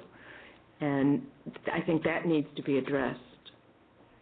Everybody's seen the films of the polar bears, and we've all seen the hurricanes and the extreme weather events, and we can imagine sea level rise. Average temperature increases are not going to affect every area equally, and a lot of people, and people who have enough extra resources think that they are going to be able to deal, and they probably will. It's going to be essentially going to be poor people who get the short end of the stick on that one. But if we want to preserve the world that we have, then the people who are in a position to make decisions have to do that. And so I think that if we do something educational, it should be aimed primarily at talking about the steps that should be taken on a national and international level right now, and bringing pressure to bear against people who can make the decisions to make those things happen. That would be fine with me. Question is, how do you get people to come to what is really going to be, unavoidably, at least part of it's going to be wonkish. If you start talking about cap and trade and carbon taxes and all this, and that is one of the things we need to talk about, is what are those things, how do they work, what are they going to mean? The Story of Stuff and that whole series is really, I think it's very accessible, and I think it's where most people are at right now. I do too, but and she does a cap and trade one. She does, but it's extremely critical of cap and trade. I mean, she Okay. It's basically an attack on cap and trade. So I think we're an education committee, and I think we should make some effort at balance. Sure. But that might be something we could show, and she is entertaining. There's no question about that. Yeah. Are you all familiar with that? Annie Leonard's Story of Stuff. Annie Leonard. Yeah, she's really good. She made a video called The Story of Stuff, which is public access. We could show that on the Brisbane cable channel. Yeah. It's brilliant. Some of her other ones are a little less brilliant. Like I like think the cap and trade is less brilliant. but the Storia stuff and she does one on cosmetics and one on electronics, That one. and she's done a whole series, and you should definitely see them if nothing else. Yeah, she wrote a great book too. But I have not read the book. yeah, that might work, and at least her video is entertaining, so that would maybe there's probably a way we could do it. How to get people to come?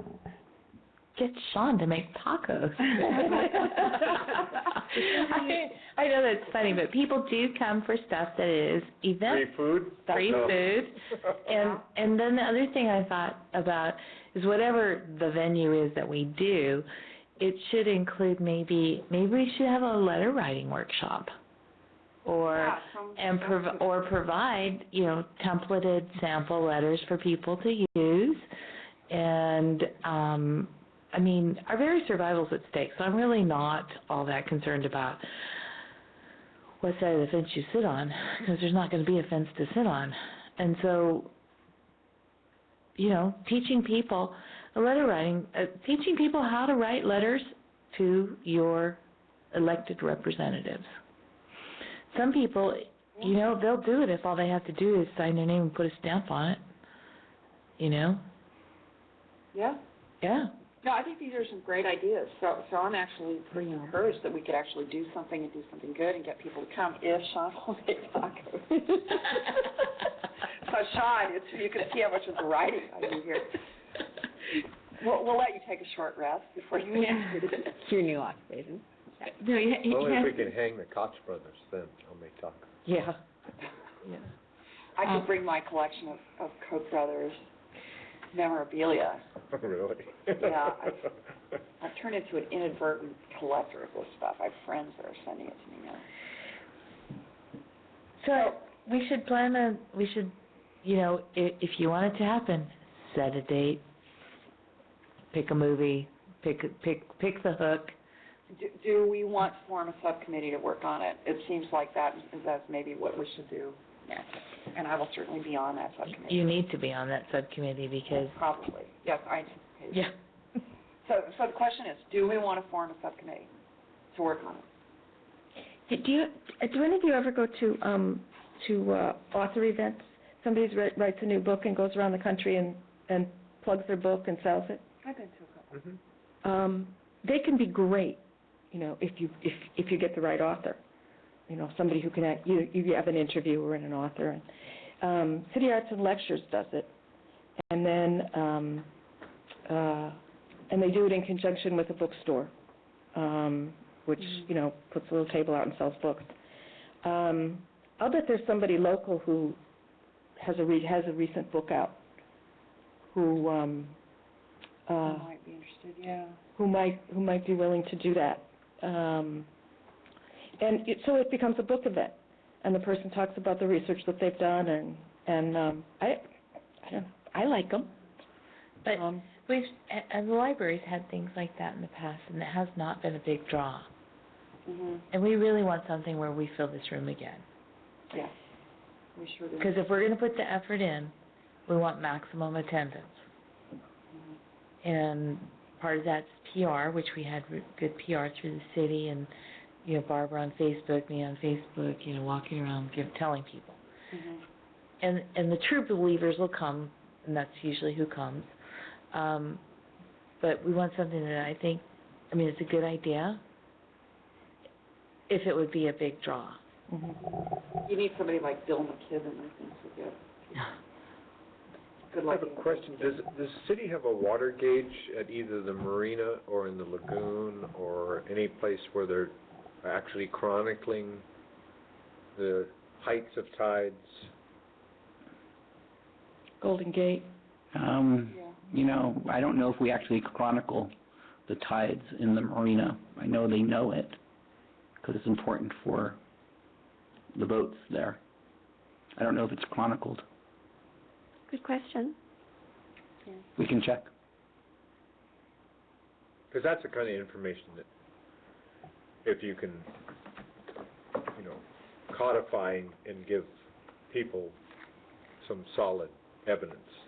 Because you get all these naysayers that say, oh, it's a natural progression, it's natural to get warming cycles. Well, yeah, the Pliocene era came, Well, and everything it is. disappeared. And what I think is really incredible is that we are naturally heading into a warming cycle, and then we've added all this carbon on top of it. I think Michelle or Mary, I don't remember who said this, was probably right. We're not, and this probably shouldn't be something that is designed to persuade the holdout deniers. Nothing is Yeah. to persuade them. Right.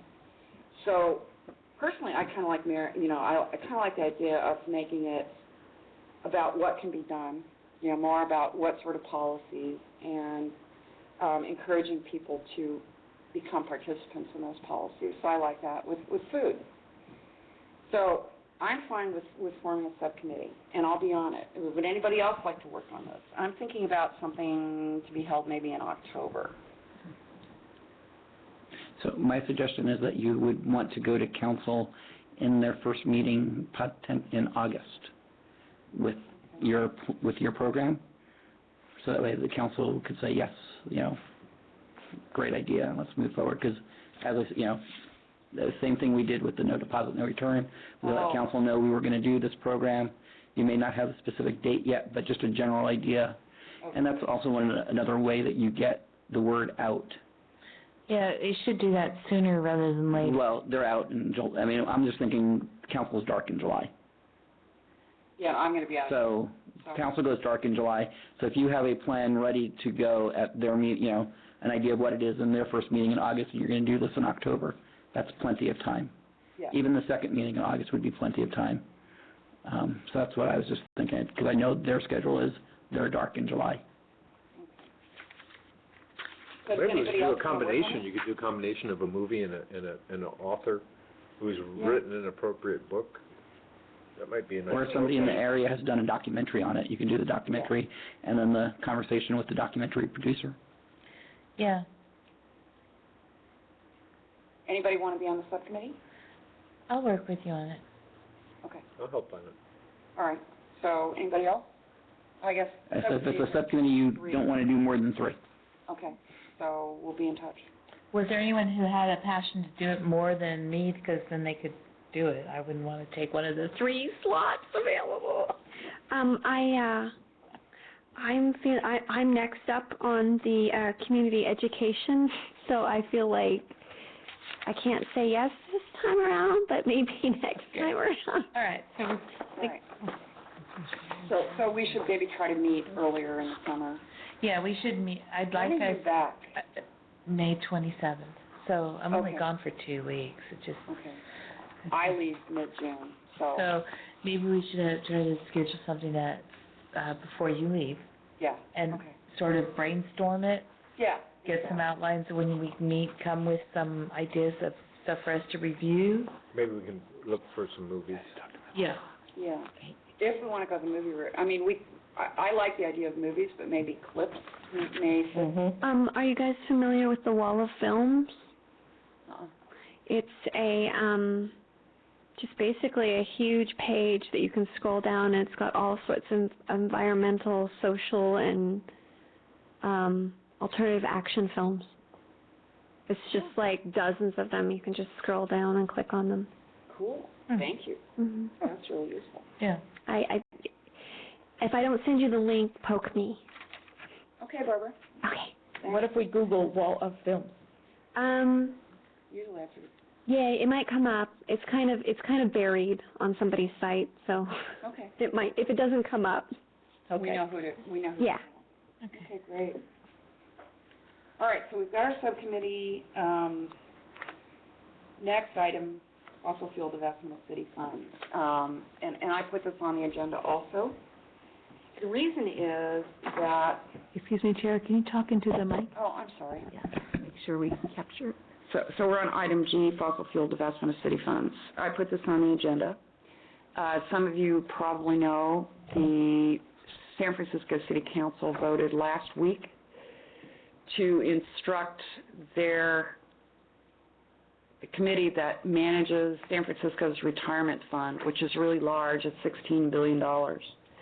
City Council voted on a resolution by Supervisor Avalos to instruct the managers of that retirement fund to divest it from fossil fuels. And this is a result of a campaign that was really started by Bill McKibben of 350.org, which is a grassroots,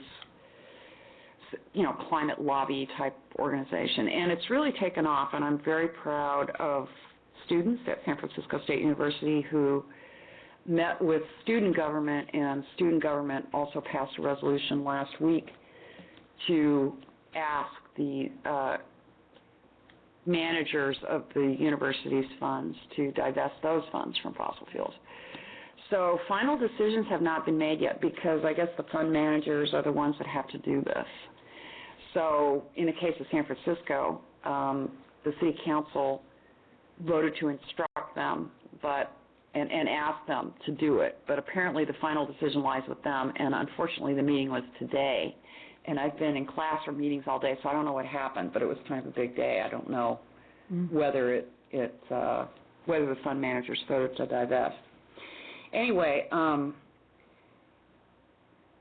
I ran into Ray Miller a couple weeks ago, and I did a little poking around on the city's website. And apparently, from my conversation with Ray and my own research, it looks like Brisbane doesn't invest most of its own funds. It places its funds with either the county or the state, or perhaps both.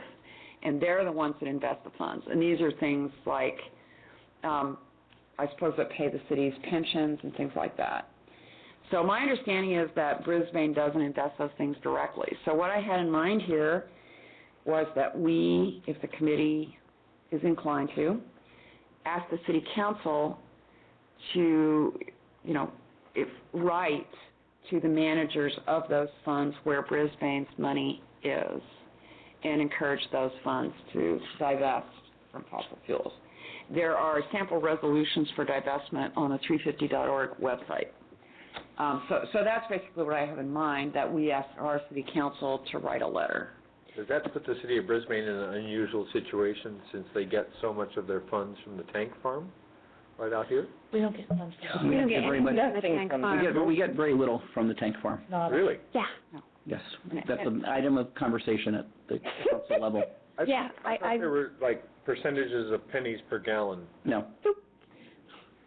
I wish. When it was owned by Southern Pacific, we did. Oh, that's good. Years and years ago, But we don't now. Right, one of the fuel companies that stored fuel there, and I don't know which one it was, way before my time, back in the 80s. One of the fuel companies actually had their point of sale located at an office on site. So whatever they sold within the area, we were considered their point of sale. So we did very well from them. And the rumor I've heard, I haven't looked at it, but I think the rumor I've heard is back in the 80s, somewhere in the $80,000 to $100,000 a year range, which back in the 80s was more than it is in the 2000s. So since that time, Kinder Morgan is nothing more than a storage facility. So we do not have any particular types of business licenses that impact storage of liquids in this town. Does the city of Brisbane have an inventory tax? We do not. Maybe it's time the city of Brisbane has an inventory tax. San Francisco does. We are working through legal issues. Yay. I'm sorry. Stuart, you're one of the more brilliant people I know with finances, and I guess I would like your opinion on this. Yeah, I would. So it's an interesting question, and this is, I would tell you, this is, I think, an area of extreme importance. Part of the conversation is what would we consider a fossil fuel stock? I think there's obvious ones. You got Chevron and Exxon and Texaco. Off the top of my head, I would argue probably ADM is a fossil fuel stock. Archer Daniels Midland? Yes. Do they not produce fertilizer for the companies? I don't know if ADM produces fertilizer. I think they do. I'll take your word for it. Yeah, I think they do. And I think when you start talking about fossil fuels and what has a real impact on our environment, I think, and you're right, there's probably model resolutions. I think as a city, we should probably vet those out to make sure that that's really what we mean. Sure. We would send a letter to PERS. PERS is a $260 billion investment firm. So is that where our money is invested? Our retirement money is with PERS. Do we invest, do you know off the top of your head, is any of Brisbane's money invested anyplace else? Or is it pretty much all at PERS? All of our retirement money is in PERS. We have $6 million at LAIF, which is the state's money market fund. So they do invest in government bonds. They invest in corporate bonds. So those would be the two areas. As the city's finance director and the city treasurer, I invest money directly, and those are all in government agency bond issues. So we don't invest anything directly. We invest by proxy. And I think, I would imagine LAIF has investments in GE Capital as part of their corporate paper. They are another very large firm. So our proportion in either of those two are insignificant. But as you know, when I sat here before, I've never said that as small as we are, trying to get the conversation as part of the dialogue is important. But I also want to make sure that when we are leading the way in a conversation, that we're comfortable in that conversation. So I would at least suggest that before we ask council to write a letter requesting PERS and LAIF to divest themselves of those things, that we are clear in our mind what we want that to be, because just because other cities have done it doesn't mean that we think that they've done it as correctly as they could. Yeah. Okay. I was thinking thoughts along those lines, because as bad as fossil fuels are, there are a lot of demons at the doors these days. I mean, a lot of people are angry about Monsanto and a number of other things. And I think, from my perspective, the right approach might be to say, for example, we as a city would like the majority, meaning 51% or greater of our investments, to be socially conscious. Does that get too much away from what your intention, Glenn? Yeah, it's really, it's not specific at all, because socially conscious can mean different things. I mean, San Francisco State University, for the money that is held by the university foundation, which is the money that the students on campus targeted, they have a socially, they, right at the beginning of their statement on their investment policy says we vow to make socially responsible investments. And that's the hook we use to say, well, okay, what about fossil fuels? Are they a socially responsible investment? But when you say social responsibility, what is that? And this is an issue that the city council looked at a number of years ago when we were talking about formula stores in town. Yeah, I'm just afraid if we don't make it a little broader, then, they're going to take all their money out of Exxon and put it in Monsanto. I mean, I don't really see that as being a gain. Right, and that's why I think we need to define what we mean by fossil fuels.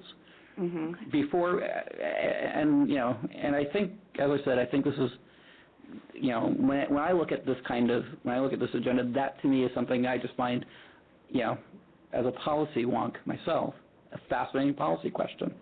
Because I can go and think of a lot of different ways that you talk about fossil fuels. I mean, is BNSF or UP a fossil company? Is shipping fossil companies? And all those I think are, and I think we should, if we define what we mean by fossil fuels, go to council and ask for that. I will assure you, PERS will sit there and go, thank you. And the state will sit there and go, thank you, and do nothing with it. But then the question is how do you then publicize that, as a city, this is what we're requesting? And, you may get picked up on an AP wire as a humorous story today. But if you don't get picked up by the AP wire today, 5 years from now, it may be part of the conversation because you're doing more of it today. Mm-hmm. First of all, San Francisco supervisors, are not the first Right, to adopt such a resolution. Yeah, there was 10 of us that I saw. Started, yeah. So it's kind of taking off. So Brisbane would be, a name on a list. That's really what I'm thinking it would be, not to disparage Brisbane, but this is, the whole campaign is sort of about building momentum so that CalPERS has to stare at this long list of cities in California who want this to be done, and my private hope is that there will be, crowds of students and other inflamed persons outside their meetings yelling and screaming. So it's part of that.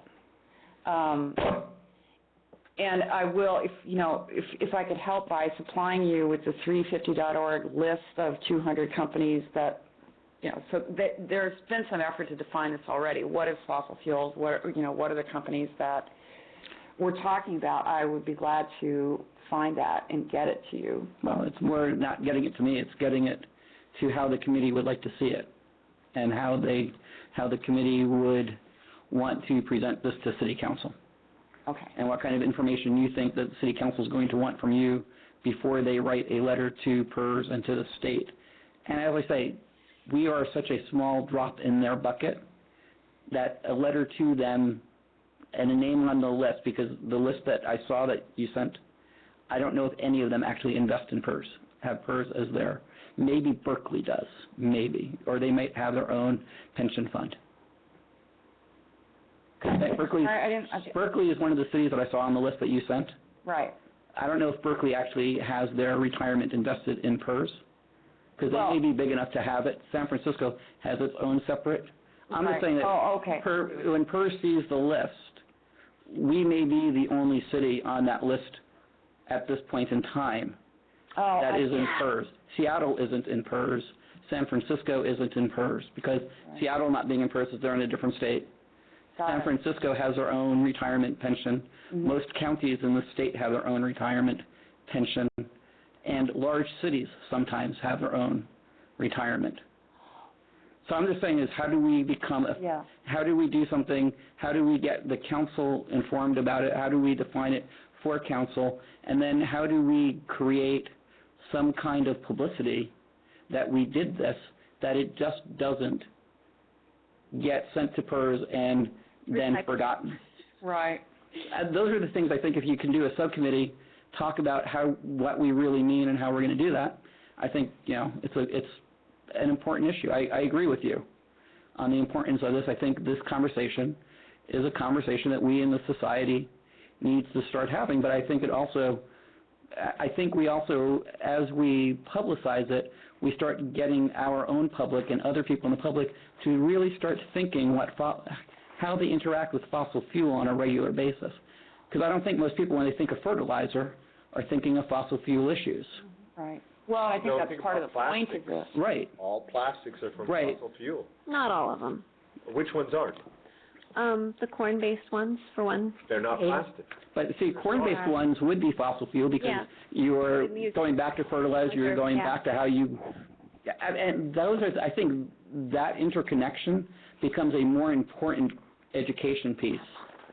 No matter how we do this, then, because PERS is not going to listen to little Brisbane. I mean, we have $12 million invested out of $236 billion. They could say, your $12 million is invested in this one stock, or in trees in North Carolina, because they invest in trees in North Carolina. Mm-hmm. They'll say, okay, you're happy, thank you. I hope that the North Carolina state legislature isn't aware that we're investing in trees in North Carolina, because North Carolina officially does not believe in climate change or We invest in trees in, the tree, it's in lumber. Okay. So we have lumber in North Carolina. We have lumber. That's probably okay, as long as it's lumber. We have lumber in Oregon. PERS has got their fingers. $236 billion they've got their fingers in almost anything you can think of. Yeah. Mhm. And as I said, I think it's more of talking about the education aspect of it and how we get that and how we get people to really start thinking of that interconnection in life. And it goes along with the climate change conversation that I'm sorry I missed, but I think it goes along with getting people to really start thinking about how they live their lives. Well, and that's the whole point of this divestment campaign. It's basically about climate change. Right. I get it. Rather than any of the other consequences of oil extraction and use and that sort of thing. As compelling as those things are, it's really about climate change. Well, I appreciate that. I have no idea what to do next. Personally, I'm not inclined to form another subcommittee about this. I would rather have the whole committee discuss it at some point. But I mean, my concern about that is your next meeting, I think you're going to start delving deep into the draft DIR, and I know. I mean, if we want to move this forward, I mean, as I said, there's, we can, as staff, we have capacity for a couple of things. If this is one of those things that this is not going to go away. Right. So, I mean, if you want to wait till after the draft DIR and then take it on as a full committee, it's not that all of a sudden fossil fuels are going out of style.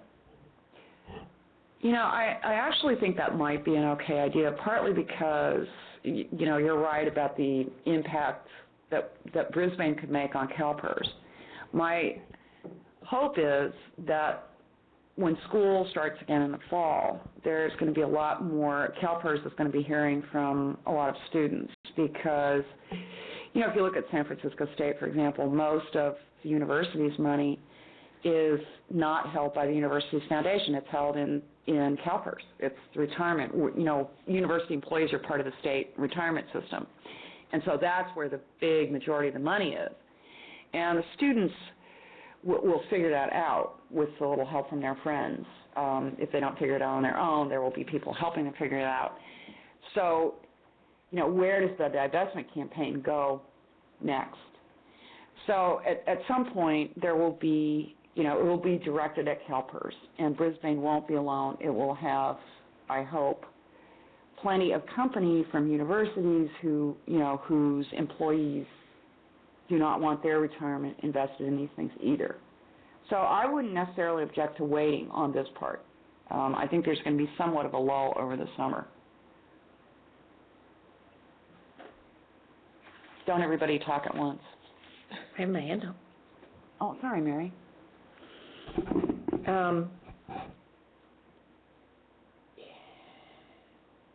I have some of the same concerns that Barbara has. Is ethanol a fossil fuel?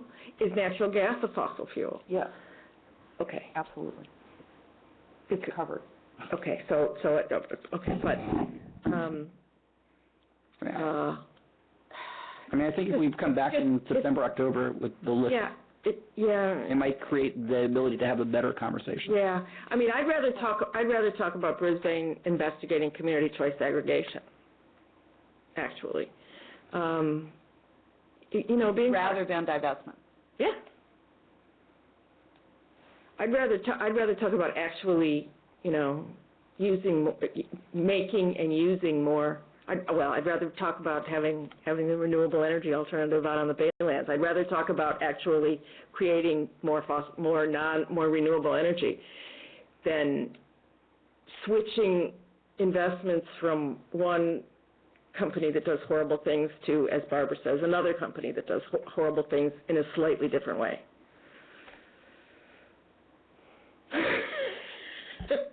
It's hard because we have to, all of these issues are important. Yes.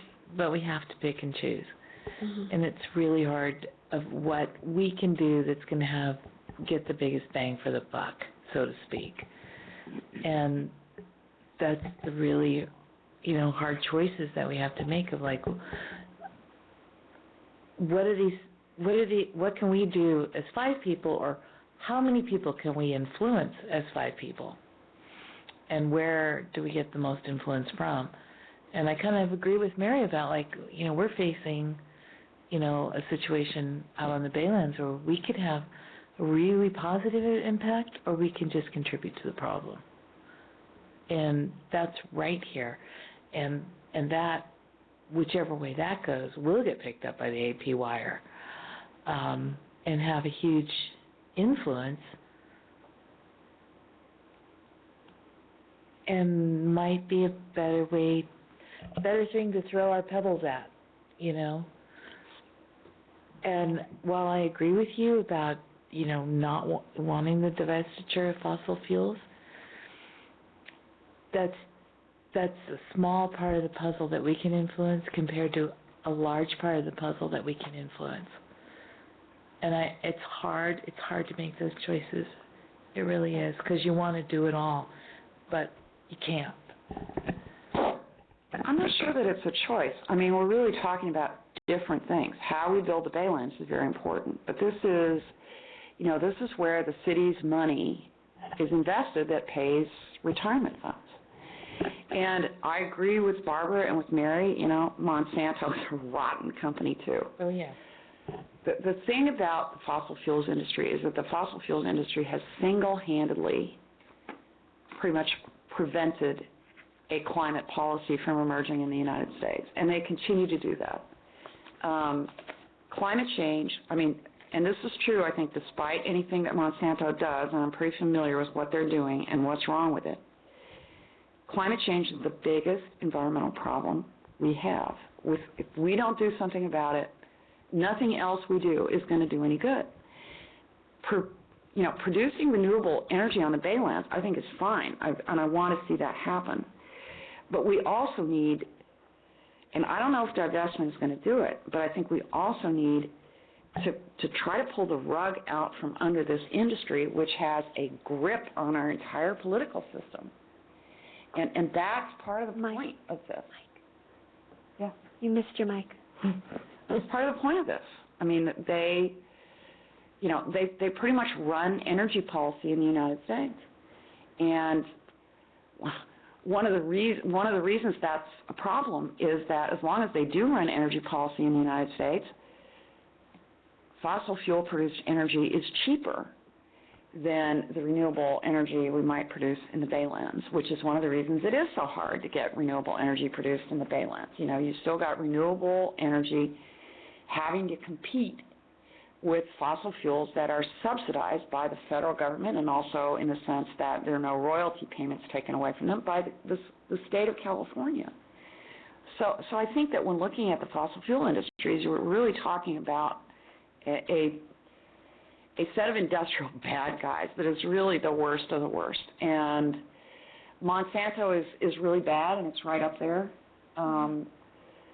But that's the point here, and I don't think renewable energy on the Baylands and divestment are mutually exclusive. I mean, they're really two different things. I don't think they're mutually exclusive either, Glenn. That's not what I meant. What I meant was there's only 24 hours in the day. That's true. How much can you do? You got to make each minute count. So where are you going to put those minutes? Mm-hmm. Because, you know, Stuart made a good point that we don't have a lot of influence there. We should use what influence we do have and study this. But Climate Change Education Initiative, well, then we take what we know and spread it around even more and attack the position from the other side, which is, you know, learning to write letters to the people who influence the laws. We can also combine it with the climate change initiative, and so that the people that come to the event can be educated as to their individual stock funds and their individual investments that they have control over themselves, that they could divest themselves of those annoying stocks. Yeah, I think that'd be great. I think, you know, I'm not against the city divesting. I'm not either. I think it's a good idea. But maybe if we incorporated it, as Sean was saying, into the Climate Change Education Initiative, we might get, you know, individuals in Brisbane to dump it faster than we get peers. I don't know. And we might get the council wanting to do it on their own without, I mean, we're going to supply, you know, the information to them, Well, I think that's what we're just talking about now. I mean, all we are talking about right now is supplying them with information. So, and a recommendation. I mean, that's really all that's entailed in this item, I think. Isn't it? Mm-hmm. Maybe not, Stuart. Maybe Stuart. Well, I'm just thinking, I mean, the city council has always been very impressed with the type of research that you've done. And they've always been, and again, I'll give kudos to Lisa and how well the information is written for them. If we are going to be one of the first cities writing to PERS for this, I think council would expect a higher level of research and backup than if we are the 300th writing to PERS. So I think if we let the issue simmer and have the universities lead the way, if that's where, if that's who's going to be the leader of this, and then we come in after, maybe not the first one, but, somewhere in the middle, and say, we've got a list of all these people who have signed onto this type of letter for PERS. We believe we should do it too for these reasons. That's an easy sell. If we are one of the first people, it's a harder sell. But I think, as Sean said, and as Michelle talks about, is it's the education. As I said, I think it's the education of our community that's important. Mm-hmm. And I hadn't really thought of it, but there are probably people in this community who have, who don't really understand what's in their own stock portfolios, and do not make conscious decisions. There are a number of socially responsible mutual funds out there. When we were looking, as I said, when we were looking at big boxes, one of the things that I was thinking about, is it really the size of the store that we care about, or the values of the stores that we care about? And then how do we as a city determine what values are good? And what I did is I went to 3 or 4 of the different mutual funds, like PAC's fund, and said, what are their investment criteria, and how can we take that investment criteria and apply it to stores that may locate in Brisbane? Because those are the kinds of things we want in Brisbane, things that are socially responsible. I think more so than size. Philosophical question we can get into at some other point in time. But I think if during your climate change initiative, education initiative, if you get into those kinds of conversations, I think you can have a bigger impact on the way people live their lives than a letter that council writes to PERS itself. Mm-hmm. Because the letter council writes to PERS, it'll be one meeting and it will be gone. Mm-hmm. Can I make a suggestion? Sure. In the interest of education, I think that we should not necessarily take this off the agenda. And I read my packet, I think every member of the committee does. So maybe for our next meeting, before our next meeting, we could include in the packet the list that you're talking about from 350.org, so that we can all be better educated and have a quicker conversation about this, of whether we want to pursue it or not. Because right now I don't feel educated enough to say yay or nay, or how much influence we could have, or how pervasive it is, or what exactly we're talking about.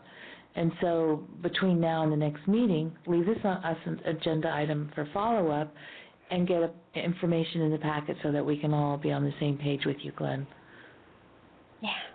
So should I send that to you, Stuart? Yes. Okay. Send it to Lisa. I'm kidding. Yes, send it to me. Because I also don't want to just throw it away, but I don't know what it entails, and I need to be better educated before I say yay or nay. And so if I'm evaluating this, am I going to spend time getting educated about that, or am I going to work on this, or am I going to work on that? So I'll read my packet. So whatever you put in there, I'll read it. Okay. And as I said, I'm fine tabling this for a while. And you kind of picked up on that. I think if this is going to go anywhere, it will be when universities start sending their own letters to PERS. And that's really what's going to do it, if anything does. But I don't want to table the education part of it, because I'd like to know. No, so we've got a subcommittee. But I mean, I want to learn about this too. Right. We have it in our packet. We can we'll put it as an information item on the next agenda. If you just send me the link, we can print out that 200. And as I said, my perspective, and you've worked with me enough now to know that I really think that the easy solution is not always the best solution when it comes to education, because I don't think people are really think enough about how things are interconnected in our society. Yeah. And that's the challenge. And, the 200 list may not, from my perspective, and maybe from the city's perspective, may not be an inclusive enough list. We might sit there and say there's another group of companies that are just completely missing. Well, I think Michelle's idea, though, is a good one, that we keep it on the agenda, that we, have a little sort of trickle of things to read, because I don't have time to take on a big research project right now. I don't see any, I don't think anybody does. We've got one new subcommittee. I don't see any desire to establish more, especially with the EIR coming out. So we'll just sort of keep it turning over, maybe. And that doesn't preclude a bigger effort later on. Yeah, that's fine. Is that all right, everybody? Yeah. Mm-hmm. Okay, I put it on the agenda because I was just fired up after San Francisco, the supervisor's unanimous vote to divest, which is really pretty huge. Mm-hmm. And obviously the intention here is to get a, South Africa type divestment movement going, and that really is the point, to attach the moral opprobrium to fossil fuel investment that was established to corporations that invested in South Africa. So that's really what the objective is. I'd just like to say that going forward, Glenn, I would still really appreciate it and want you to bring these things forth for the agenda, because I didn't, I had no thoughts of this before. Yes, that.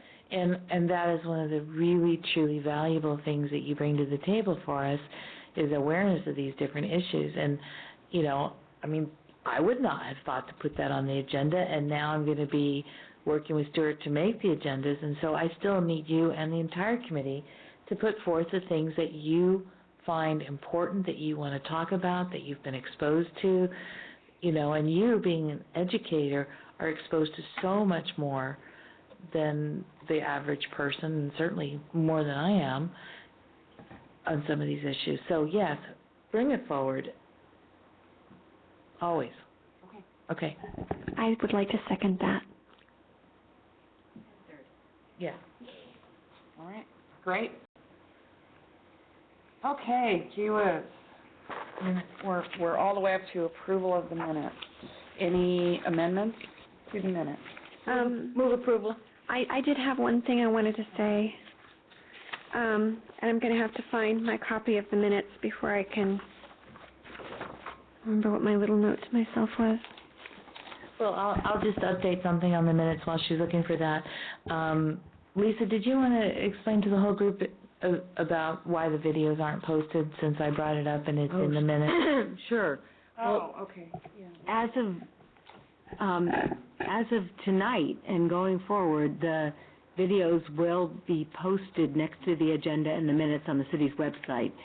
And until now, until very recently, we didn't have the technology to do that very readily. I'm not the staff person in charge of the website, but in speaking with a couple other people who are, they had said that Parks and Recreation and Open Space had never done that before because it was kind of an onerous, labor-intensive process. But with this new technology that we got from MCTV, it's much easier, and so instantly, basically, we can have our meeting uploaded for easy access from the city's website. Great. So that's good news. Thank you for pushing on that. And can I just ask, whatever happened with those other videos that we talked about getting put, I guess that was for the TV? the videos from... The ones that we showed in here about plastic bags, those... They've been shown. They've been on it. Yeah, I'm glad great. you mentioned that. I thought we'd announced it, but we... I may just... Yeah, no, we did get permission. We contacted the organization, Save the Bay, which is based in Santa Monica, and we got their authorization to show them, and then we sent them to MCTV, and so they're aired on occasion on our cable channel. Great. And will Sundays? Yeah, they are. Yeah, not... Oh, is it Save? Sundays It's, Healed. Stuart's absolutely correct. Heal the Bay. We're Save the Bay, of course, that's why it rolled off my tongue. Of course, Save the... but they say Heal the Bay, but they're their informational and educational materials are about more than Santa Monica Bay, so. Yeah, and Sunday's program is going to be on the city website too, isn't it? Absolutely, yeah. It was recorded and went out live that night, and of course we had Randy Sahai, who's our head person from MCTV, so I think she did a good job filming it, and that will be rebroadcast as well. I can find out the exact schedule. I'm not sure when it will be shown, but maybe we can clean up some of the technical glitches and tighten it up and make it a better viewing experience for people. Yes, I'm sorry about those technical. Oh no, I'm just thinking about and I think Randy will have the expertise to okay, make it. That'd be great. Edit it and make it look as good as possible. Okay. Yeah. So, I think it was more of a follow-up question than a problem with the minutes. Now that I'm looking at it again, the whole problem with not getting dumpsters with lids on them. Right. Did anybody talk to? Yes, we are following up. Okay. I've talked to the people who work on the franchise, and they are talking with the scavengers about. Yeah, because that's just atrocious to me. And we can pick up litter till we're blue in the face, but if there aren't lids on those dumpsters, it's just going to keep flying out. Yes. So that was that had really stuck with me, and I wanted to make sure that was happening along. So yeah, that was it. So, can we have a motion to approve the minutes? I move. Second. Great, all in favor? Aye. All right, we are done. Next meeting date. Meeting date. Oh. And I actually have something to say about it. So your next meeting date is scheduled, I think, for June 12th, if I have my days correct for that Wednesday. I'm not sure, but there may need to be an informational meeting concerning the draft DIR on that day. What I wanted to say was that Glenn was kind enough to move our meeting to Wednesdays on my behalf so that I could take the architecture class. And I believe that I have scored high enough on all of my exams that I have tested out of the final, which means that next week should be my final class, so that if I know Wednesdays were an imposition for Glenn, so if... I think I said it turned out okay in the end, so... Okay. Not a big deal. You pick another day. She's going to have another class that night. So next semester actually I have a Tuesday, Thursday teaching schedule and probably will not be able to come on Tuesdays, but... Okay. And as staff, I like Wednesdays. I like Wednesdays. Personally. Okay. I'm already here until 8. Going till 9 isn't the worst thing if you have me. So, if I'm working, if I've got a council meeting that week, and then you have me come on a Tuesday night, and I'm here until 9 o'clock, and then I'm on here until 8 o'clock on Wednesday, I'm shot Thursday. Yeah. So Wednesday for me, and I apologize, I know this is very personal. Wednesday's better for me. Yeah. Nothing, Okay.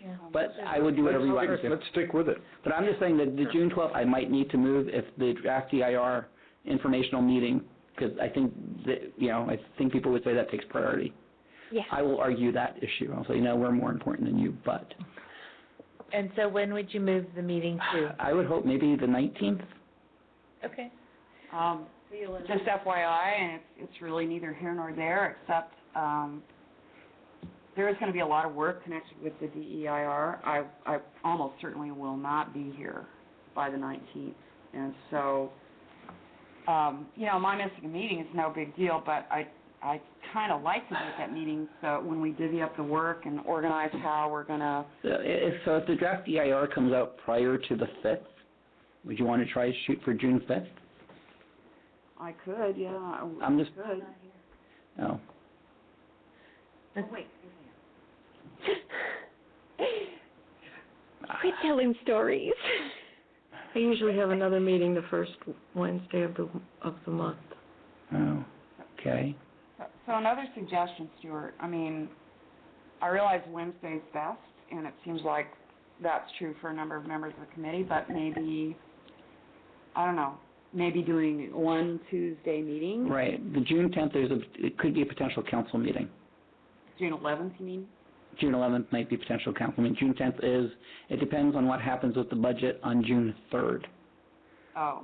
Because we're having a full council meeting and a budget review, and depending on how full the full council meeting is, we may not be able to do budget review, and I might be asking council, and they don't know this yet, so when they watch this on TV on replay, because they're all talking about the city attorney right now, so they watch this on replay, they may go, what do you mean a meeting on June 11th?